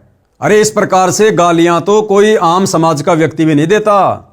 वही व्यक्ति दे सकता है जो या तो मेंटली डिस्टर्ब हो, या बहुत बड़ा कोई बदमाश हो, कोई गैंगस्टर हो, जिसका कोई शवारत हो, जिसका यह धंधा हो लोगों को डरा के धमका के अपना पेट भरना। तो रामचंद्र यादव जी किस कैटेगरी के इंसान हैं आप जी देख सकते हैं। इन्हीं बच्चों की मोटी मोटी फीस भरने के चलते व्यर्थ में, बिना ज्ञान के, और धीरे धीरे मेंटली डिस्टर्ब, और संत रामपाल जी का भगत होने के बावजूद भगत के मुख से तो सत साहिब निकलना चाहिए, जय बंदी छोड़ के निकलनी चाहिए। परमात्मा कहते हैं जग में बैरी कोई नहीं, जो मन शीतल होए, या आपा को डार दे, दया करे सब कोई। परमात्मा तो हमें यह शिक्षा देते हैं। फिर ये गाली निकालने की आदत कहां से लगी? क्योंकि गुरुदेव की मर्यादा में नहीं है ना। बच्चों को नौकरी के मकसद से पढ़ाना, इतना ज्यादा पैसा खर्च करना, व्यर्थ करना, तो सतगुरु फिर भगत के ऊपर दया नहीं बख्शता। और उसी के चलते मेंटली डिस्टर्ब, और फिर लोगों को गालियां निकालना, और उन्हीं गालियों को निकालने के चलते मर्यादा टूटना। और आज देख लीजिए कहां बैठे हैं, वो जेल में बैठे हुए हैं, और आने वाले इतिहास में भगत समाज के सामने मुंह दिखाने के लायक नहीं। आने वाले समय में पता चलेगा कि रामचंद्र यादव जेल क्यों गया था, सतगुरु की सेवा में गया था या किसी और कारण से गया था। तो पता चलेगा कि मां बहन की गालियां निकालता था। क्या इज्जत रहेगी? क्या उसके बच्चों की इज्जत रहेगी? और रामचंद्र यादव के बच्चे बड़े बड़े हैं, लगभग 18-20 वर्ष के, एक लड़का एक लड़की। अब आप खुद ही विचार करो, एक तरफ तो रामचंद्र यादव अपने बच्चों को उच्च शिक्षा दे रहा है, लेकिन संस्कार, अरे संस्कार के बिना शिक्षा क्या काम की? और सरेआम रामचंद्र यादव सोशल मीडिया पर, अपने फेसबुक आईडी पर ऑडियो डाल रहा है मां बहन की गालियों वाली। क्या उसकी लड़की मोबाइल नहीं रखती होगी? क्या उसका लड़का मोबाइल नहीं रखता होगा? क्या उसकी लड़की वो गालियां नहीं सुनेगी? क्या उसका लड़का नहीं सुनता होगा? तो शिक्षा दे रहे हो लेकिन संस्कार नहीं दे रहे, क्या फायदा फिर उस शिक्षा का? तो यहां पर भाई और बहनों, टोटल जो ये दाव लगा है काल का, क्यों लगा है? सतगुरु की मर्यादाओं में ना रहने के कारण, सतगुरु के ज्ञान को अच्छे से ना समझकर, और इस भक्ति मार्ग पर अपनी मनमानियां करने के चलते। तो भाई सत्सेवक भाई बहनों ने बिल्कुल भी भूलकर भी ऐसी गलती नहीं करनी है। इस प्रकार की घटनाओं के माध्यम से केवल हमने शिक्षा लेनी है, शिक्षा, केवल शिक्षा। इसके 2 बच्चे हैं जो दिल्ली में पढ़ते हैं, बताते हैं कि पहले इसके पास 3 गाड़ियां थी। देखो क्या लिख रहा है, पहले इसके पास 3 गाड़ियां थी जो इसने बेच दी। क्यों बेच दी भाई? केवल बच्चों को पढ़ाने के लिए, केवल बच्चों को पढ़ाने के लिए, शिक्षा दिलाने के लिए। जिस शिक्षा में यह कन्फर्म नहीं है कि नौकरी लगेगी, जिस शिक्षा में यह कन्फर्म नहीं है कि बच्चा कितनी लंबी उम्र जिएगा। अरे भविष्य का पता है क्या? 1 सेकंड का नहीं पता आगे का। फिर क्यों हम व्यर्थ में बच्चों का दिमाग खराब कर रहे हैं? बच्चों को क्या पता अपने भविष्य का? लेकिन माता पिता ने भगत होने के बावजूद उनको बताना चाहिए, समझाना चाहिए। आज ये जो समय है, जो ये बचपन का समय है, बचपन में हम बच्चे को जिस रंग में रंग देंगे वो रंगा जाएगा। और बचपन में बच्चे के ऊपर भक्ति का जो रंग चढ़ता है वो बाद में नहीं चढ़ता। तो आज तो रामचंद्र जैसे भगत अपने बच्चों को रोजी रोटी के चक्कर में, नौकरी के चक्कर में भक्ति से दूर करके, हालांकि नाम भी दिलवा रखा है, लेकिन वो नाम किस काम का, जिस नाम से ज्यादा वो फालतू के, वो कागजी, वो कीड़े बने हुए। तो आज रामचंद्र यादव जैसे लोग अपने बच्चों को पढ़ाई लिखाई में ज्यादा धकेल रहे हैं, और बच्चे उसी रंग में रंगे जा रहे हैं। और 20-25 साल के होने के बाद जब रामचंद्र यादव जैसे भगत कहेंगे कि बच्चों भक्ति करो, परमात्मा आया हुआ है, मोक्ष करवाना है, उस समय वो बच्चे अपने माता पिता की एक भी नहीं सुनेंगे, एक भी। क्योंकि आपने बचपन से उनको भक्ति के रंग में नहीं बल्कि उल्टे रंग में रंग दिया। तो कितना बड़ा धोखा भाई और बहनों यह काल हमारे साथ में कर रहा है। तो 3-3 गाड़ियां थी इनके पास में, वो गाड़ियां भी इन्होंने बच्चों की फीस भरने के चक्कर में बेच दी।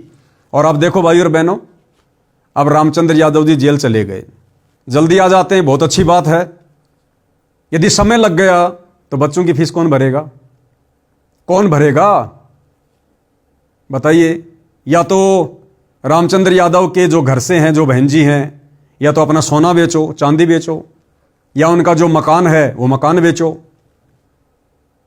अगर रामचंद्र यादव साल 6 महीने जेल में रह जाते हैं, सपोज करो, उधर बच्चों को तो फीस चाहिएगी ना, बच्चों को तो रहने खाने का खर्चा चाहिएगा ना, वो बेचारी अकेली औरत कहां से लाएगी?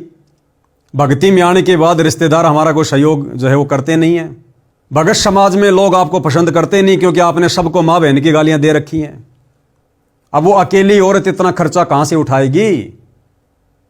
या तो मकान बेचो या अपने जेवरात बेचो, तो क्या फायदा इस शिक्षा का? तो भाई और बहनों, आप और हमने शिक्षा लेकर आगे बढ़ना है। तो पहले 3-3 गाड़ियां थी, वो गाड़ियां इन्होंने बेच दी। अब ई रिक्शा ही कमाई का एकमात्र जरिया है। यूपी में मामले दर्ज हैं। उनको धमकाया जिन्होंने रामपाल का साथ नहीं दिया। मीडिया क्या कह रही है कि रामचंद्र यादव ने उन लोगों को जो प्रशासन में हैं, राजनीति में हैं, उन लोगों को धमकाया जिन लोगों ने करोथा कांड के समय और बरवाला कांड के समय जिनकी सरकार थी, जिन्होंने संत रामपाल जी का साथ नहीं दिया। भाई दे ना दें, जबरदस्ती साथ थोड़े दिलवाएंगे। ये भक्ति मार्ग है, सबके अपने अपने संस्कार काम करते हैं। हम इस प्रकार से लोगों को गालियां दे दे के संत रामपाल जी का समर्थन करवाएंगे क्या? ये कौन से नियम में लिखा भाई? कौन से भक्ति के ज्ञान में लिखा हुआ है? यदि कोई संत रामपाल जी का समर्थन ना करे, कोई संत रामपाल जी को सहयोग ना दे, तो हम लोगों को मां बहन की गालियां दे दे के और संत रामपाल जी का समर्थन करवाएंगे। टोटल परमात्मा के भक्ति और ज्ञान के विपरीत क्रिया। जज्जर पुलिस की पकड़ में आने के बाद आरोपी रामचंद्र यादव ने पुलिस को बताया कि उसने बादली विधायक कुलदीप समेत उन सभी अन्य प्रभावशाली नेताओं और विधायकों को धमकाने का काम किया जो दोहरा मुखौटा पहने हुए हैं। अरे राजनेता तो सदा से दोहरा मुखौटा पहनकर रहते हैं भाई, तुम्हें नहीं पता इस बात का? जब तुम्हें इतना भी नहीं पता तो फिर क्यों भक्ति कर रहे हो? इसीलिए तो संत रामपाल जी हमें राजनीति और राजनेताओं से दूरी बनाकर रहने की शिक्षा देते हैं कि ये किसी के नहीं होते, किसी के भी ये अपने स्वार्थ के होते हैं। राजनेता का हमेशा दोहरा मुखौटा ही होता है। जो दोहरा मुखौटा पहने हुए हैं, रामचंद्र ने कहा कि उन्होंने उन लोगों को धमकाया, चाहे वह कांग्रेस के हों चाहे बीजेपी से, जिन्होंने सही वक्त पर संत रामपाल का साथ नहीं दिया जब उन्हें जेल भेजा जा रहा था। भाई जब संत रामपाल जी के परिवार ने उनका साथ नहीं दिया, फिर बीजेपी के विधायकों से, कांग्रेस के विधायकों से आप जी क्या उम्मीद कर रहे हो? और संत रामपाल जी को आपने क्या समझ लिया? आपने क्या समझ रखा है संत रामपाल जी को? 2 कोड़ी का इंसान, 2 कोड़ी का जीव, मानुष, आम संत। राजनेताओं का समर्थन चाहिए उन्हें। फिर क्या समझा आपने उनकी लीला को, उनके ज्ञान को? अब राजनेताओं के भरोसे आप उनको जेल से निकलवाओगे, उनकी जमानत करवाओगे।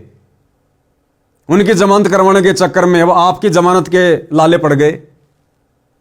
अरे उनको बाहर निकलवाने के चक्कर में आप अंदर चले गए, क्योंकि आप संत रामपाल जी की मर्यादाओं के खिलाफ जा रहे हैं। तो भाई ऐसी गलती ना करो।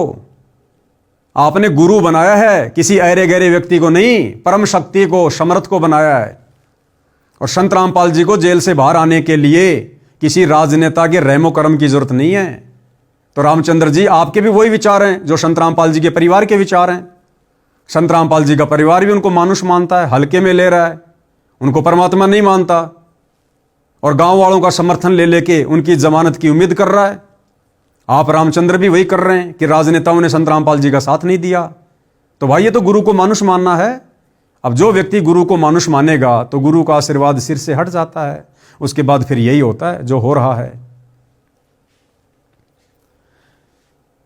उन्होंने उन लोगों को धमकाया, चाहे वह कांग्रेस के हों चाहे बीजेपी से, जिन्होंने सही वक्त पर संत रामपाल का साथ नहीं दिया जब उन्हें जेल भेजा जा रहा था। तो भाई और बहनों, रामचंद्र जी ने क्या सोचा? और भी बहुत सारे न्यूज के माध्यम से, वीडियोज के माध्यम से न्यूज आई कि रामचंद्र जी ने कुलदीप वत्स को, बादली के विधायक को, इसलिए गालियां दी, बम से उड़ाने की धमकी दी कि आप ही लोगों की सरकार के समय, यानी कांग्रेस सरकार के समय 2006 में करोथा कांड हुआ था, आप लोगों ने संत रामपाल जी का साथ क्यों नहीं दिया? तो भाइयों और बहनों, करोथा कांड हुआ 2006 में और आज 2026 में गालियां निकाली जा रही हैं कुलदीप जी को। कितना लंबा समय हो गया भाइयों और बहनों। अब 2006 के करोथा कांड से बादली के विधायक कुलदीप जी का क्या लेना देना? अरे करोथा कांड से कुलदीप जी का क्या लेना देना? कुलदीप जी का क्या दोष? उस समय ये विधायक थे क्या? मंत्री थे क्या? गुरुदेव ने करोथा कांड का मुख्य दोषी उस समय की कांग्रेस सरकार का मुख्यमंत्री जो भूपेंद्र सिंह हुड्डा था उसको बताया है। और उस समय हुड्डा जी की सरकार में जो विधायक थे, जिस समय करोथा कांड हुआ, उन लोगों ने निर्णय करके सही और गलत का साथ देना था कि क्या सही और क्या गलत है। तो उस समय हुड्डा सरकार में जो विधायक थे कांग्रेस में, भाई वो लोग दोषी हैं जिनके कार्यकाल में, जिनके शासनकाल में एक निर्दोष संत को 22 महीने रोहतक की जेल में रहना पड़ा। तो यदि कोई दोषी है तो उस समय के जो विधायक थे, जो एमएलए थे, जो मंत्री थे, वो लोग दोषी हैं। और संत रामपाल जी ने भी उन्हीं लोगों को दोषी बताया। रामचंद्र जी, आप सत्संग नहीं सुनते क्या? संत रामपाल जी ने भूपेंद्र सिंह हुड्डा को मुख्य दोषी बताया। एक छोटा सा सत्संग आपको सुना देता हूं, क्या कह रहे हैं गुरुदेव भगवान, सुनिए। हम आज भी यही प्रार्थना करते हैं कि एक बार सीबीआई से जांच करा दो। ये मुख्यमंत्री तक अंदर होंगे उस दिन, जिस दिन सीबीआई से जांच हो जाएगी।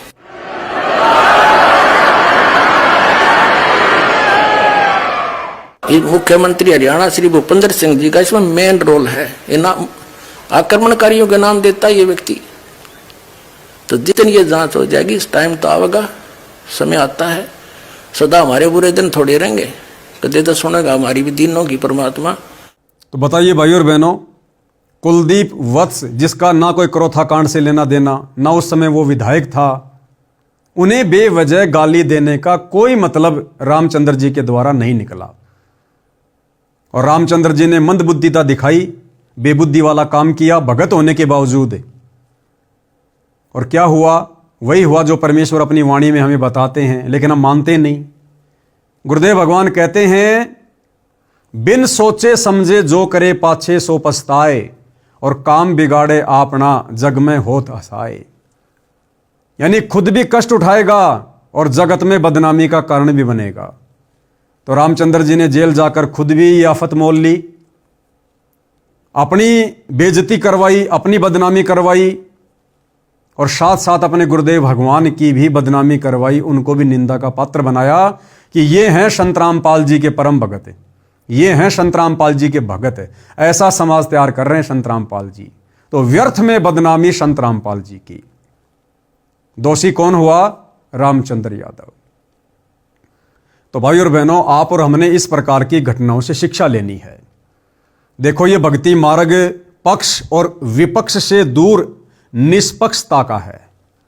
गुरुदेव क्या कहते हैं हमें कि पक्षा पक्षी के कारण सब जग रहा भुलान।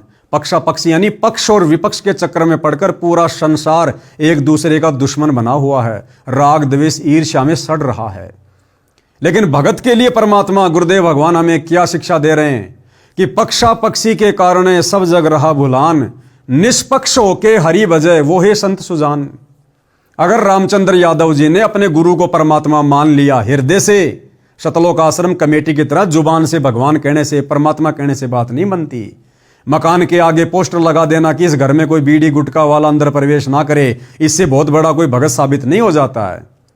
अपनी गाड़ी में, अपनी ई रिक्शा में किसी बीड़ी सिगरेट पीने वाले को बैठने नहीं देना, इससे बहुत बड़ा कोई भगत साबित नहीं हो जाता है। हजारों सतलोक आश्रम से जुड़े भक्तों के घरों के बाहर भी इस प्रकार के पोस्टर आपको मिल जाएंगे। लेकिन आज वो लोग क्या कर रहे हैं? वो खुद ही मर्यादा में नहीं है, बात बात पर राजनीति करके अपने गुरु को दुखी कर रहे हैं। गुरु के रहते सहते कागज के टुकड़े दाढ़ी मूंछ वाले कबीर को भगवान मानकर पूज रहे हैं, व्यभिचारणी भक्ति कर रहे हैं। तो इन बातों से कुछ नहीं होता भाई। परमात्मा कहते हैं भक्ति की गति कुछ और है, इस ज्ञान की समझ कुछ और है। तो रामचंद्र यादव जी हो चाहे कोई भी हो, भाई और बहनों, इस भक्ति मार्ग में परमात्मा की वाणी के अनुसार हमने चलना है कि पक्षा पक्षी के कारण सब जग रहा भुलान, निष्पक्ष होके हरि भजय वो संत सुजान। भगत ने हमेशा हर किसी के साथ निष्पक्षता वाला रवैया अपनाना है। परमात्मा कहते हैं कबीर खड़ा बाजार में मांगे सबकी खैर, ना कहूं से दोस्ती ना कहूं से बैर। तो हमने यहां पर राग द्वेष ईर्ष्या नहीं पालनी है, किसी को अपना मित्र या किसी को अपना शत्रु नहीं समझना है। चाहे किसी कांग्रेस की विधायक की गलती हो करौथा कांड में, या किसी बीजेपी के विधायक की गलती हो बरवाला कांड में, भाई इन बातों का निर्णय परिणाम आने वाले समय में हो जाएगा। परमात्मा धरती पर है, जिसकी जैसी भूमिका, चाहे भगत हो, चाहे संत रामपाल जी के परिवार का सदस्य हो, चाहे कोई राजनेता हो, जिस व्यक्ति की जैसी भूमिका करौथा कांड में या बरवाला कांड में है, उस व्यक्ति को समय आने पर परमात्मा के भक्ति विधान के अनुसार ऑटोमेटिक फल मिलेगा। हम केवल लोगों को प्यार प्रेम से समझा सकते हैं, बता सकते हैं कि अभी भी समय है, अपनी गलतियों में सुधार कर लो, परम संत से माफी मांग लो, भक्ति पे लग जाओ। हम केवल इतना ही संदेशा दे सकते हैं। और क्या क्या आपने फायदा ले लिया? आप रामचंद्र जी, जब आपको झज्जर के थाने में लेकर आया गया, आपने सफाई देते हुए क्या कहा कि मेरा मकसद गाली निकालने का यह था कि लोगों का ध्यान बरवाला कांड जैसी, करौथा कांड जैसी घटना के प्रति हो। तो यह तरीका है क्या? लोगों को गालियां दे दे के हम बरवाला कांड की तरफ उनका ध्यान आकर्षित करेंगे क्या? मान लो आपने ध्यान तो आकर्षित कर दिया, लेकिन गालियां निकालकर खुद अपनी मर्यादा तोड़ दी, तो खुद का तो आत्म कल्याण हुआ ही नहीं, फिर दुनिया को जगाने का क्या फायदा? और यह परमात्मा के कौन से विधान में है? अगर गाली निकालने से आप रामचंद्र जी के अनुसार दुनिया का ध्यान बरवाला कांड की तरफ आकर्षित होगा, तो फिर 2-4 का मर्डर कर दो ना। अरे यूपी में तो बड़ी आसानी से बंदूकें मिल जाती हैं, देसी कट्टे मिल जाते हैं, हम देखते हैं आए दिन अखबारों में। तो लेके कोई देसी कट्टा आप रामचंद्र जी, आप जी के विचारों के अनुसार 2-4 लोगों को मार दो। अगर गाली निकालने से लोगों का ध्यान बरवाला कांड की तरफ आकर्षित होगा, तो 2-4 का मर्डर कर देने से तो बहुत जल्दी आकर्षित होगा। लेकिन आपको भी अच्छे से पता है कि क्या करने से होगा और क्या करने से नहीं होगा। तो आपने जो भी कुछ किया रामचंद्र जी, ये आपने काल प्रेरणा से किया, क्योंकि आप जी मर्यादा में नहीं हैं। अभी भी समय है। हम साथ संगति से जुड़े भाई बहन आपसे प्रार्थना करेंगे, यदि ये वीडियो आपके परिवार वाले देख रहे हैं, तो जेल में जब वो आपकी मिलाई पर जाएं, तो आप जी को संदेशा दे सकते हैं, यदि उचित समझें तो। भाई हम मोक्ष प्राप्ति के लिए संत रामपाल जी से जुड़े हैं, दुनिया को डराने के लिए, धमकाने के लिए नहीं जुड़े। और ना ये तरीके संत रामपाल जी के भक्ति मार्ग में जायज़ हैं। तो विनती करेंगे अभी भी सतगुरु रामपाल जी से, अपने द्वारा किए गए भक्ति विरुद्ध कार्यों की हृदय से क्षमा याचना मांगे, और आगे से भाई एक भगत बनने की दिशा में 2 कदम आगे बढ़ाओ। भगत बनने की दिशा में अपने ऊपर दाग ना लगवाओ। इतिहास बन रहा है, इतिहास।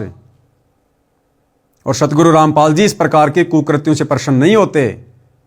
ये समर्थ हैं, सतगुरु हैं, अपने हिसाब से गए हैं। संत अगर जेल में गया है, अगर सामान्य संत है तो छोड़ दो, फिर क्यों भक्ति कर रहे हो? और तुम्हें लगता है कि मेरा गुरु भगवान है, तो जेल में जाने का फिर कोई मकसद होगा ना? अपने हिसाब से आएगा ना, फिर जो कार्य कर रहा है फिर अपने हिसाब से करेगा ना। फिर हम क्यों उनकी लीला में, उनके मिशन में बीच में टांग अड़ा रहे हैं? हम वो करें जितना उन्होंने हमें शिक्षा दी है, दीक्षा दी है, समझाया है। जिस अज्ञान और पाखंड को समाप्त करने के लिए गुरुदेव ने जो बीड़ा उठाया है, जो संघर्ष उन्होंने किया है, हम उनके पद चिन्हों पर चलते हुए वो कार्य करें, उनका ज्ञान प्रचार करें, भ्रमित भगत समाज को ज्ञान के आधार से सीधे रास्ते लाएं, समझाएं। हमने ये कार्य करना चाहिए। तो भाई और बहनों, ध्यान रखना, ये सतगुरु रामपाल जी का निष्पक्ष भक्ति मार्ग है। यहां सतगुरु रामपाल जी भी अपने उस भगत का साथ छोड़ देते हैं जो भगत उनकी मर्यादाओं से हटकर और इस भक्ति मार्ग पर चलने का जो प्रयास करेगा। तो किसी भी प्रकार से आप और हमने निकट भविष्य में गलतियां नहीं करनी है।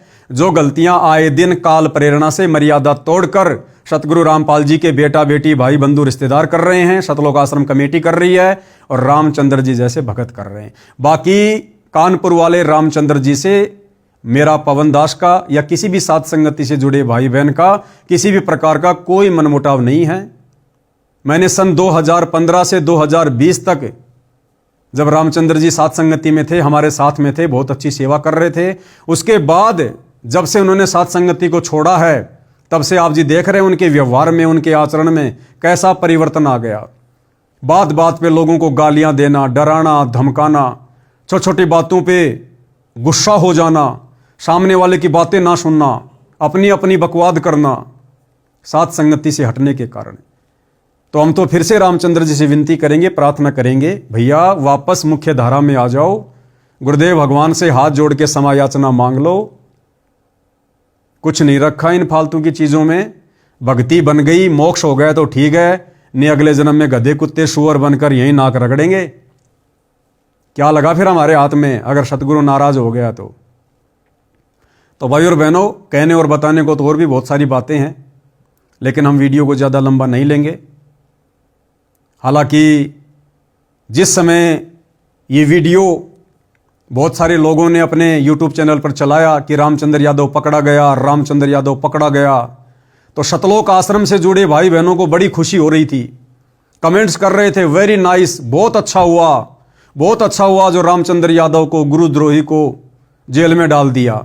अरे भैया, आप सतलोक आश्रम से जुड़े भक्तों को इस प्रकार के कमेंट्स, इस प्रकार की बातें शोभा नहीं देती। वो जो भी है, जैसा भी है तो तुम्हारा भगत भाई, और किसी के कर्मों का निर्णय करने वाले हम कौन हैं? हम केवल समझा सकते हैं, जैसे ये पवन दास वीडियो बना बना के समझाता है। भक्ति विरुद्ध कर्म करने वाले सतलोक आश्रम वालों को, संत रामपाल जी के परिवार वालों को, उस परिवार के पीछे अंधी होकर चल रही आप जैसी संगत को हम केवल समझा सकते हैं। भाई, हमें खुशी नहीं होनी चाहिए रामचंद्र जेल में चला जाए, या कल को कोई गुरुजी का परिवार का सदस्य चला जाए या मर जाए, तो हमने खुशी जाहिर नहीं करनी है। अगर हमने खुशी जाहिर की, हम परमात्मा के दोषी बनेंगे। हमने केवल समझाना है, परमात्मा के विधान में रहकर, मर्यादाओं में रहकर। बाकी जो जैसा कर्म करेगा समय आने पर अपना भोगेगा। तो रामचंद्र के जेल जाने से सतलोक आश्रम से जुड़े भाई बहनों को खुशी नहीं होनी चाहिए।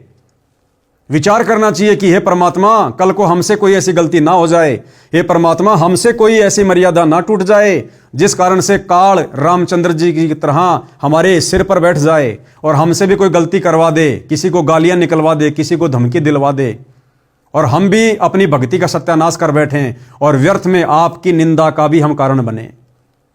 तो परमात्मा से डर के विनती करनी चाहिए, उसके जेल जाने से खुशी नहीं होनी चाहिए।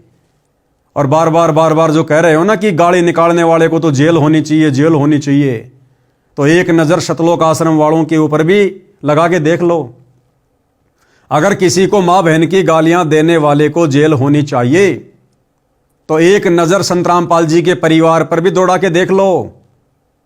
मुझ पवन दास को किस किस प्रकार की माँ बहन की भद्दी भद्दी गालियां जो रामचंद्र जी दे रहा था उस विधायक को, वो गालियां संत रामपाल जी के परिवार ने दी हैं, सतलोक आश्रम के कोऑर्डिनेटरों ने दी है। सुना देता हूं आपको एक बार, अगर आप लोग आंख और कान से जो है अंधे और बहरे हो चुके हैं सतलोक आश्रम से जुड़े भाई बहन, तो आपको थोड़ा सा अतीत में लेके जाता हूं। पहले आपको सुनाता हूं उत्तर प्रदेश का स्टेट कोऑर्डिनेटर संजीव हुड्डा और इसी रामचंद्र यादव को किस प्रकार से मां बहन की गालियां देता है। रामचंद्र यादव को कहता है रंडे का बीज। ये शोभा देता है क्या एक सारनामी व्यक्ति को, संत रामपाल जी के एक भगत को, उत्तर प्रदेश के स्टेट कोऑर्डिनेटर संजीव हुड्डा को, जो कई वर्षों से भक्ति कर रहा है, जिसको सारनाम प्राप्त है, जो पूरे उत्तर प्रदेश की संगत को हैंडल कर रहा है, उस व्यक्ति को शोभा देता है किसी को रंडी का बीज कहना। और ना जाने क्या क्या कह रहा है, तेरे पिछवाड़े में ये कर दूंगा, वो कर दूंगा, तेरे को मैं मुर्गा बना के ये कर दूंगा। तो सुन लो भाई सतलोक आश्रम से जुड़े भाई बहनों, अगर किसी को मां बहन की गाली देने वाले को जेल होनी चाहिए, और रामचंद्र जी की जेल से यदि आप इस प्रकार से खुश हैं, तो भाई फिर आपने संजीव हुड्डा को भी जेल में भेजने की तैयारी करनी चाहिए। उसको फोन करना चाहिए कि तू नालायक आदमी है, गाली निकालना अच्छी बात नहीं है, गाली निकालने वाले को जेल होनी चाहिए। तो एक बार संजीव हुड्डा जी की ये ऑडियो सुन लीजिएगा। हेलो, संजीव हुड्डा जी साहब। कौन हो भाई? कानपुर से रामचंद्र दास। हाँ सुना भाई। 18 तारीख को लखनऊ में क्या कर रहे हैं भगत जी? क्या करना है? क्या करना है? हाँ मैसेज पूरे देश में डाला तो बताइए ना 18 तारीख को आप क्या कर रहे हो भगत जी। यूपी के स्टेट कोऑर्डिनेटर हो तो आप जवाब दो ना भगत जी। भक्तों को देते हैं भाई जवाब। अरे भक्तों को देते हैं। रामचंद्र सुधर जा, कुछ नहीं रखे इंतजाम। अरे आप हम सुधरे या ना सुधरे, आप इसका जवाब दो हाँ। कि आप 18 नवंबर को अरे कौन सा सुधार। लखनऊ में। अरे मैं सुधार दूंगा ना फिर। अरे मान जा। तुम क्यों सुधारने क्यों नहीं आ रहे हो, आ जाओ ना सुधारने के लिए। अरे मान जा, रामचंद्र कुछ नहीं रखा। दास कभी नहीं मानेगा, तुम्हारे जैसे गद्दारों से हाँ? संपर्क करता रहेगा। और आप जवाब दो ना, दुनिया की बातें छोड़ो, आप ये जवाब दो 18 नवंबर को लखनऊ में क्या कर रहे हो संजीव हुड्डा जी। ये धमकियां देना छोड़ दो।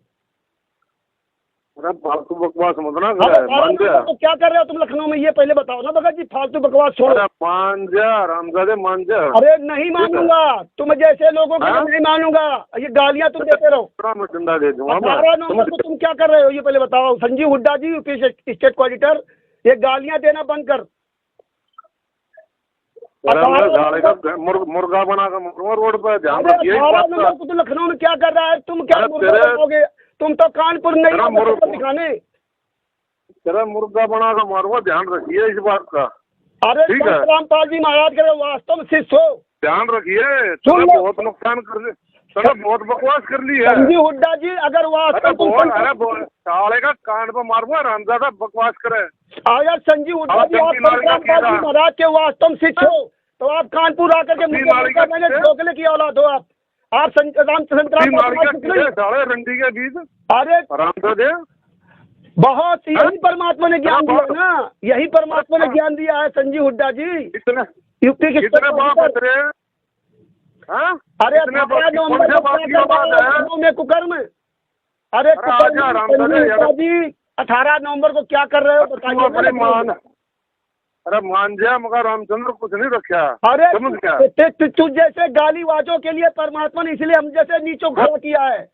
तुम जैसे तेरी माँ का कुकर्म लोग- तो पूरे तेरी- देश को लूट रहे हो। सुन, ओए वो तेरी माँ का लोग छतपाल बैठा, उसने उसका थड़ पाड़ दे। ठीक, हमने सब नाक देगी करा वो। तेरी माँ बहना ना एक करा वो तुमने क्या छतपाल गाली मेरे दी ढोल थी? पे। संजीव हुड्डा जी तुमने क्या गाली दी थी, तू भूल गया?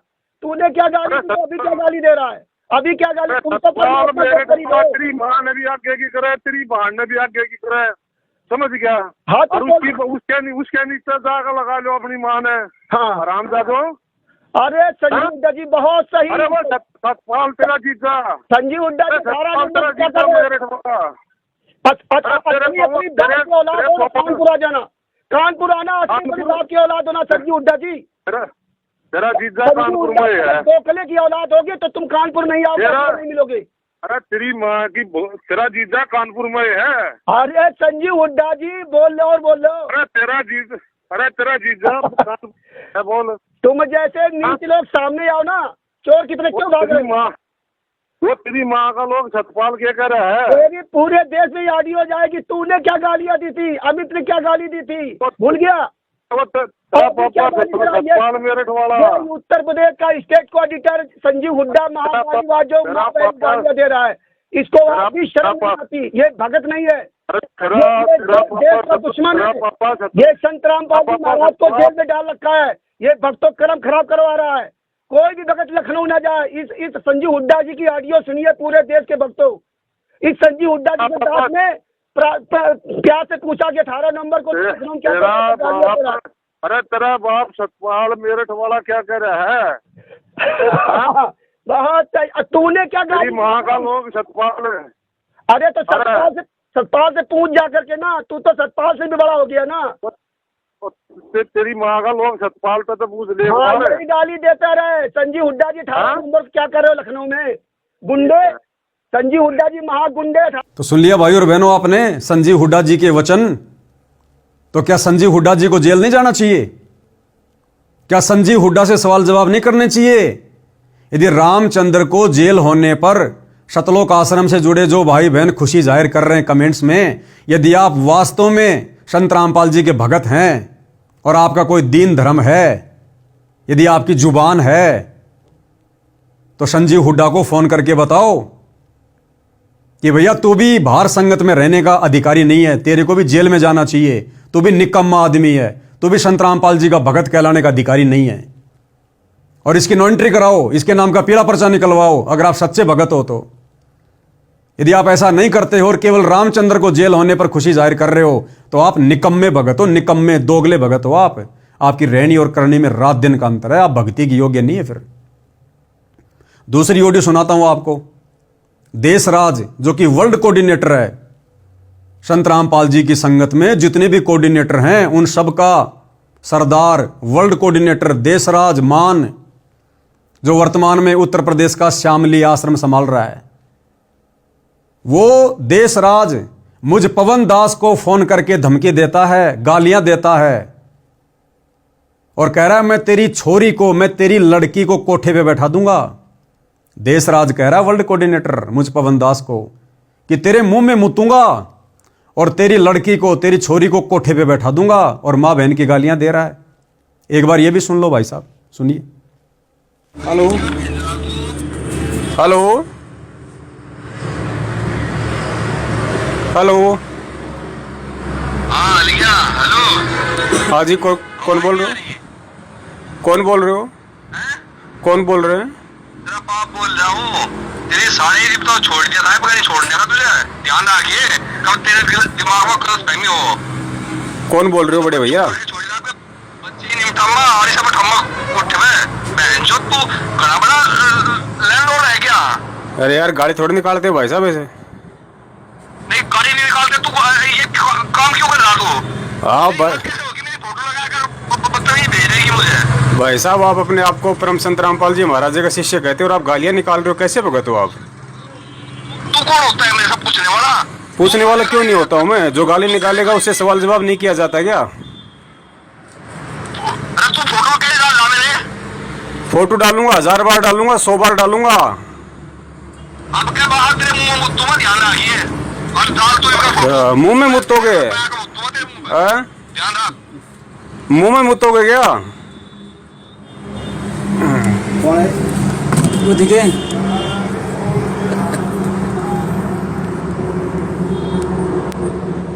सत साहेब देवबंदी छोड़ गई। पुण्यात्माओं, ये है देशराज दिल्ली वाला, जिसने गद्दार बसंत सैनी के भाई सतीश सैनी के मोबाइल से दास से अभी इसने बातचीत की है। अब आप देख लो पुण्यात्माओं, किस तरीके के लोग हैं ये, कैसे ये भगत हैं, और हम लोग इन्हीं लोगों के चक्करों में फंस के आज अपने परमात्मा को जो है, चलो वो ऐसे करेंगे इसको। तो सुन लिया भाई और बहनों। अब यदि आप लोग जो रामचंद्र जी को जेल होने पर खुशी जाहिर कर रहे हैं कमेंट्स में, अगर आप सच में संत रामपाल जी के सच्चे भगत हैं, यदि आपका कोई दीन धर्म है, तो इस देशराज को क्या कहोगे आप? है तुम्हारी हिम्मत इसको फोन करके बोलने की कि तू निकम्मा आदमी है, तू भी रामचंद्र जैसा ही है? है तुम्हारी हिम्मत बोलने की?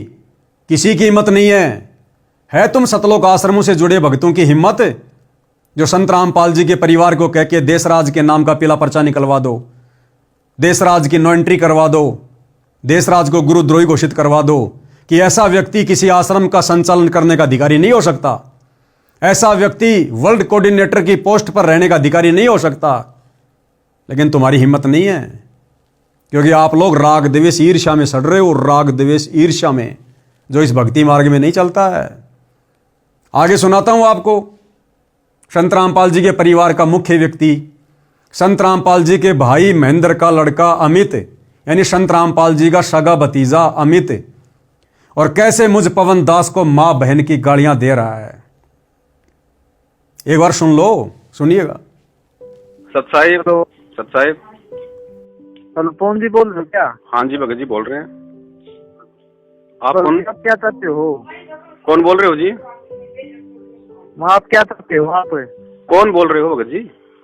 मैं भी तो भगत जी बोल रहा हूँ, महेंद्र जी का लड़का। अमित भगत जी महेंद्र जी के लड़के? हाँ जी भगत जी बोलिए। हाँ, क्या चाहते हो आप? मतलब नहीं भगत जी, ऐसा तो कोई मकसद नहीं है दास का। दास का मकसद दिख रहा था आप बोला ऐसे प्रोग्राम करने के क्या फायदे हैं? 5 आदमी जाने तो ये कि फंड है? भाई जो लिखा है वो तो जो अमल की मेरे विचार से भगत जी, अपने अमल की जो अमल की नहीं। आप क्यों मैसेज डाल रहे हो? आप तो मतलब किसने थोड़ी देर है आपको मैसेज डालने की? नहीं तो वो नहीं, मतलब वो गलत क्या है उसमें, आप हमारे को ये बता दीजिए। हैं भगत जी उसके अंदर जो अमल की गलत क्या लिखा है? गलत क्या वो सही क्या है इसके अंदर जी? दास वहाँ पे गया, दास को जो कुछ नजर आया वो दास ने जो डाल दिया उस पे। बात सुने तो सुन रहा हूँ भगत जी, मैं तो आ रही आवाज। तो कोई साल का बाद अभी दिल्ली, मुझे पता दिल्ली है तो अभी। हाँ मैं दिल्ली हूँ, ये तो मैंने कुलदीप जी को कहा ही है, बल्कि 2 दिन पहले हुई मेरी बात। भाई मैं दिल्ली रुक गया यहाँ पे। मेरी बात सुने, मेरी बात सुन ले ध्यानपूर्वक। तू है नहीं, तू अपने कर्म बिगाड़ रहा है, जितना बिगाड़ उतने बिगाड़ ले। ये तो भगत जी बंदी छोड़ बोल सकते हैं, को इतना दिमाग कहाँ है कि उसको ये मालूम पड़ जाए कि फला आदमी जो है अपने वो कर्म बिगाड़ रहा है। भोसड़ी के तेरे की न बहन से, तेरे किसने कह दिया मेरी सासू के? अब तेरे तो मतलब बहन से तू जो बोल लगा वही बोल लगा तू है। क्या बात है, तेरी नाश्ता तोड़ूंगा। बड़ी अच्छी आवाजें हैं भगत जी, मतलब लता मंगेशकर भी आवाज नहीं सुनी दास ने कभी जिंदगी। तो सुन लिया भाई और बहनों आपने किस प्रकार की भद्दी भद्दी गालियां, जो भद्दी भद्दी गालियां रामचंद्र देता है वही गालियां ये सतगुरु रामपाल जी का सगा भतीजा, महेंद्र का सगा लड़का अमित मुझ पवन दास को दे रहा है। अब क्या कहोगे? है तुम्हारी हिम्मत इन लोगों से सवाल जवाब करने की? तुम सतलोक आश्रम से जुड़े भगत केवल संत रामपाल जी के परिवार के चरण चाट सकते हो, तुम गुलामी कर सकते हो, क्योंकि ये तुम्हारी खानदानी आदत है। पहले तुम्हारे बाप दादाओं ने मुगलों की गुलामी की, फिर अंग्रेजों की, और अब वर्तमान में तुम सतलोक आश्रम वालों की कर रहे हो। अगर है तुम्हारे अंदर हिम्मत तो बोलिएगा संत रामपाल जी के परिवार को, महेंद्र जी को फोन करके बताओ कि महेंद्र जी आपके लड़का ये क्या कर रहा है, ऐसी ऐसी गाली आपका लड़का सारनाम लेने के बाद और अपने भगत भाइयों को दे रहा है, ये शोभा दे रहा है, ये इसकी नो एंट्री करो। है तुम्हारी हिम्मत? 100 में भी नहीं बोल सकते तुम, डरे हुए लोग। और सुनाता हूं आपको, संत रामपाल जी के ही परिवार में संत रामपाल जी के चाचा का लड़का सुरेश धनाना वाला, जानते हो सुरेश धनाना वाला कौन है? संत रामपाल जी ने जो पुस्तक लिखी है ना, भक्ति और भगवान, और जिसमें एक जगह इंटरव्यू है कि वो एक लड़का जो अपने घर के पास में किसी मिस्त्री को बुलाने गया था, छत पर गया, 11,000 वोल्ट की लाइट ने उसके सर को छू लिया, घाव हो गया। संत रामपाल जी सूक्ष्म रूप से आए, उसको बिजली के तारों से बचाया। उस लड़के का बाप है ये सुरेश, उस लड़के का पिता का नाम है सुरेश धनाना वाला, जो संत रामपाल जी के चाचा का लड़का है, यानी संत रामपाल जी का भाई। वो सुरेश मुझ पवन दास को क्या कह रहा है? रामचंद्र जैसी ही मां बहन की भद्दी भद्दी गालियां दे रहा है। सुन लो एक बार। हाँ जी, कौन बोल रहे हैं भाई जी? भगत जी राजस्थान से बोल रहा हूँ बड़े भाई। राजस्थान से, क्या नाम है भाई जी आपका? पवन दास। पवन दास जी। हाँ जी। मैंने मैसेज भेजा, तेरे किससे बात हुई है? भगत जी आज का अखबार पढ़ो ना, दैनिक जागरण हरियाणा का। मैं तेरी माँ की चूत पहले अभी मैसेज आज के बाद तेरा 25 गुरु जी तो मैं लाई करके आया खड़ा हूँ, मैं गुरु जी का भाई हूँ, समझ गया? कौन गुरु जी का भाई है? सुरेश दास बोल रहे हैं। अरे कौन भाई है गुरु जी का? बड़े भाई हमने तो खाली एक नाम सुना था, कोई महेंद्र दास नाम का है। आप कौन भाई आ गए? और मैं भाई हूँ उनका, छोटा लड़का। और मैं महेंद्र को मैं जानता नहीं। क्या नाम है आपका? नाम बताइए। सुरेश दास है मेरा, सुरेश दास है बड़े भाई। नाम 283 बड़ा कहानी लिखी हो रहे, ठीक है? अच्छा, ये भ्रमित करने की सारे गाइड बोला तुम्हारे बात, ये भ्रमित करे तो किसका मैसेज आया? कौन का मंत्र का मैसेज आया?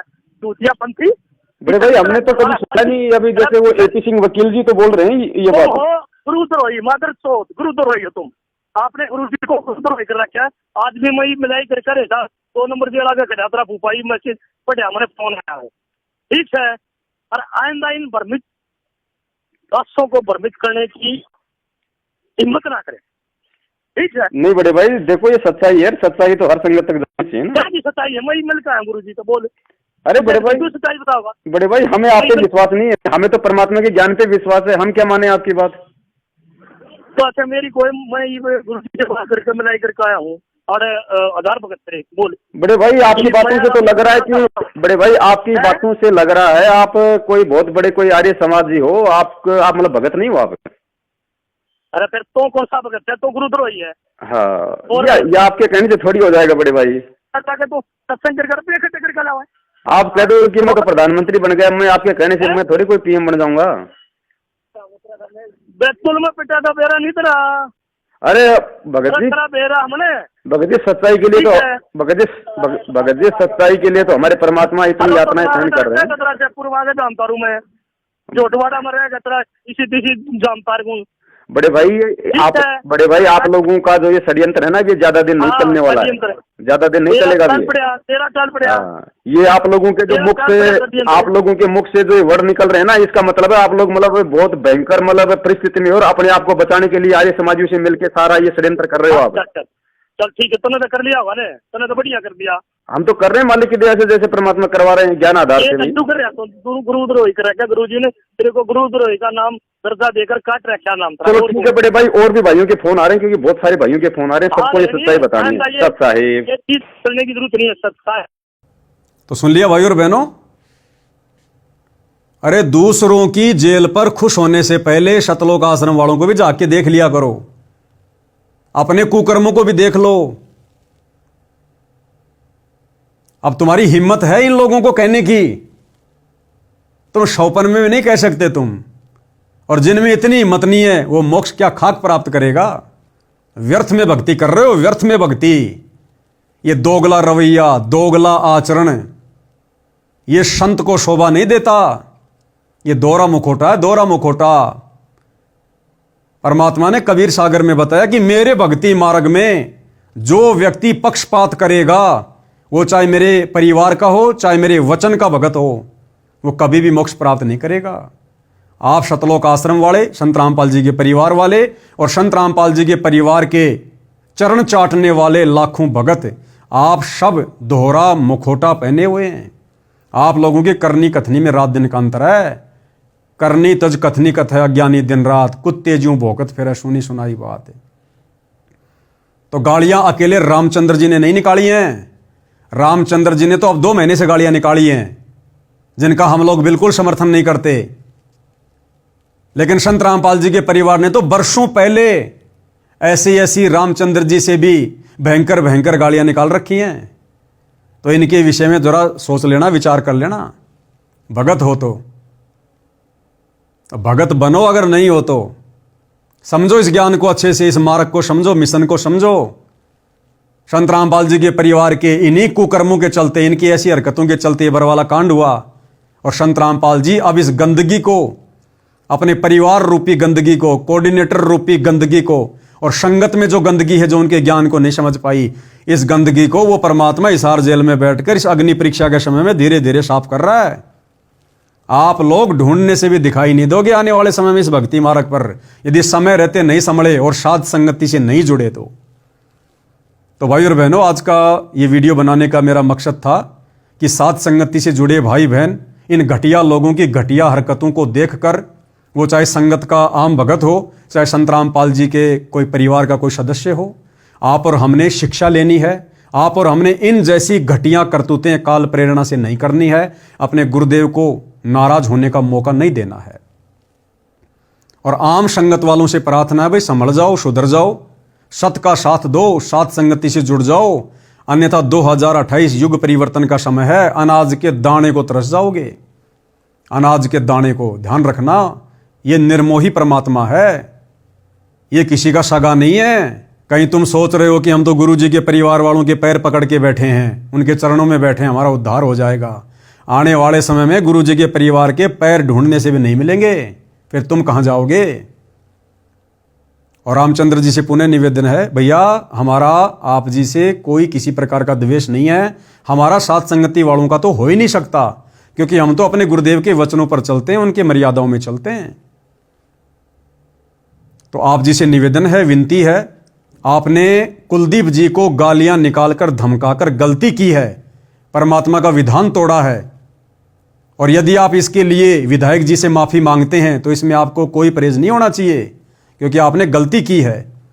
यदि आप उनसे माफी मांगेंगे, हो सकता है परमात्मा भी आपको माफ करे। और श्रीमान कुलदीप जी से भी मेरा निवेदन है, मेरी विनती है कि कुलदीप जी, आपने इनकी स्थिति देख ली होगी, इनके विचारों से भली भांति आप जी परिचित हो गए हैं। किस मानसिकता के तहत इन्होंने आपको गाली दी थी, ये तो आपको जानते भी नहीं, पहचानते भी नहीं। इनका मकसद कुछ और था आपको गाली देने का, हालांकि मकसद वो गलत था। इस प्रकार से आपको गाली नहीं देनी चाहिए थी। लोगों के सामने सच्चाई इस प्रकार से नहीं आती है जिस प्रकार से रामचंद्र जी ने सोचा होगा, जैसा कि वो बता रहे हैं। लेकिन फिर भी आपसे हम निवेदन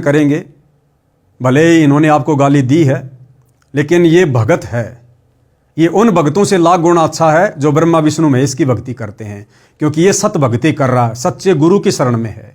यदि आप इसको माफ़ कर देते हैं और यदि आप इसकी जमानत, जो भी आपकी कानूनी प्रोसीजर है, आपके द्वारा थोड़ी बहुत ढिलाई बरतने से यदि जल्दी इसकी जमानत हो जाती है, दोबारा अपने परिवार को संभाल लेगा, तो कहीं ना कहीं थोड़ा बहुत जो पुण्य है, जो क्रेडिट है, वो संत रामपाल जी की तरफ से आप जी की झोली में भी डाला जाएगा। बस हम केवल इतना ही निवेदन कर सकते हैं, इससे ज़्यादा हम किसी के दुश्मन नहीं, हम किसी के मित्र नहीं हैं। हमने अपनी खुद की मर्यादा बचानी है, अपनी भक्ति करनी है। तो भाई और बहनों, आज की वीडियो में केवल इतना ही। मेरे शब्दों में किसी प्रकार से कोई त्रुटि हो, सभी से कान पकड़ के माफ़ी मांगता हूँ। बंदी छोड़ सतगुरु रामपाल जी परमेश्वर जी की जय हो।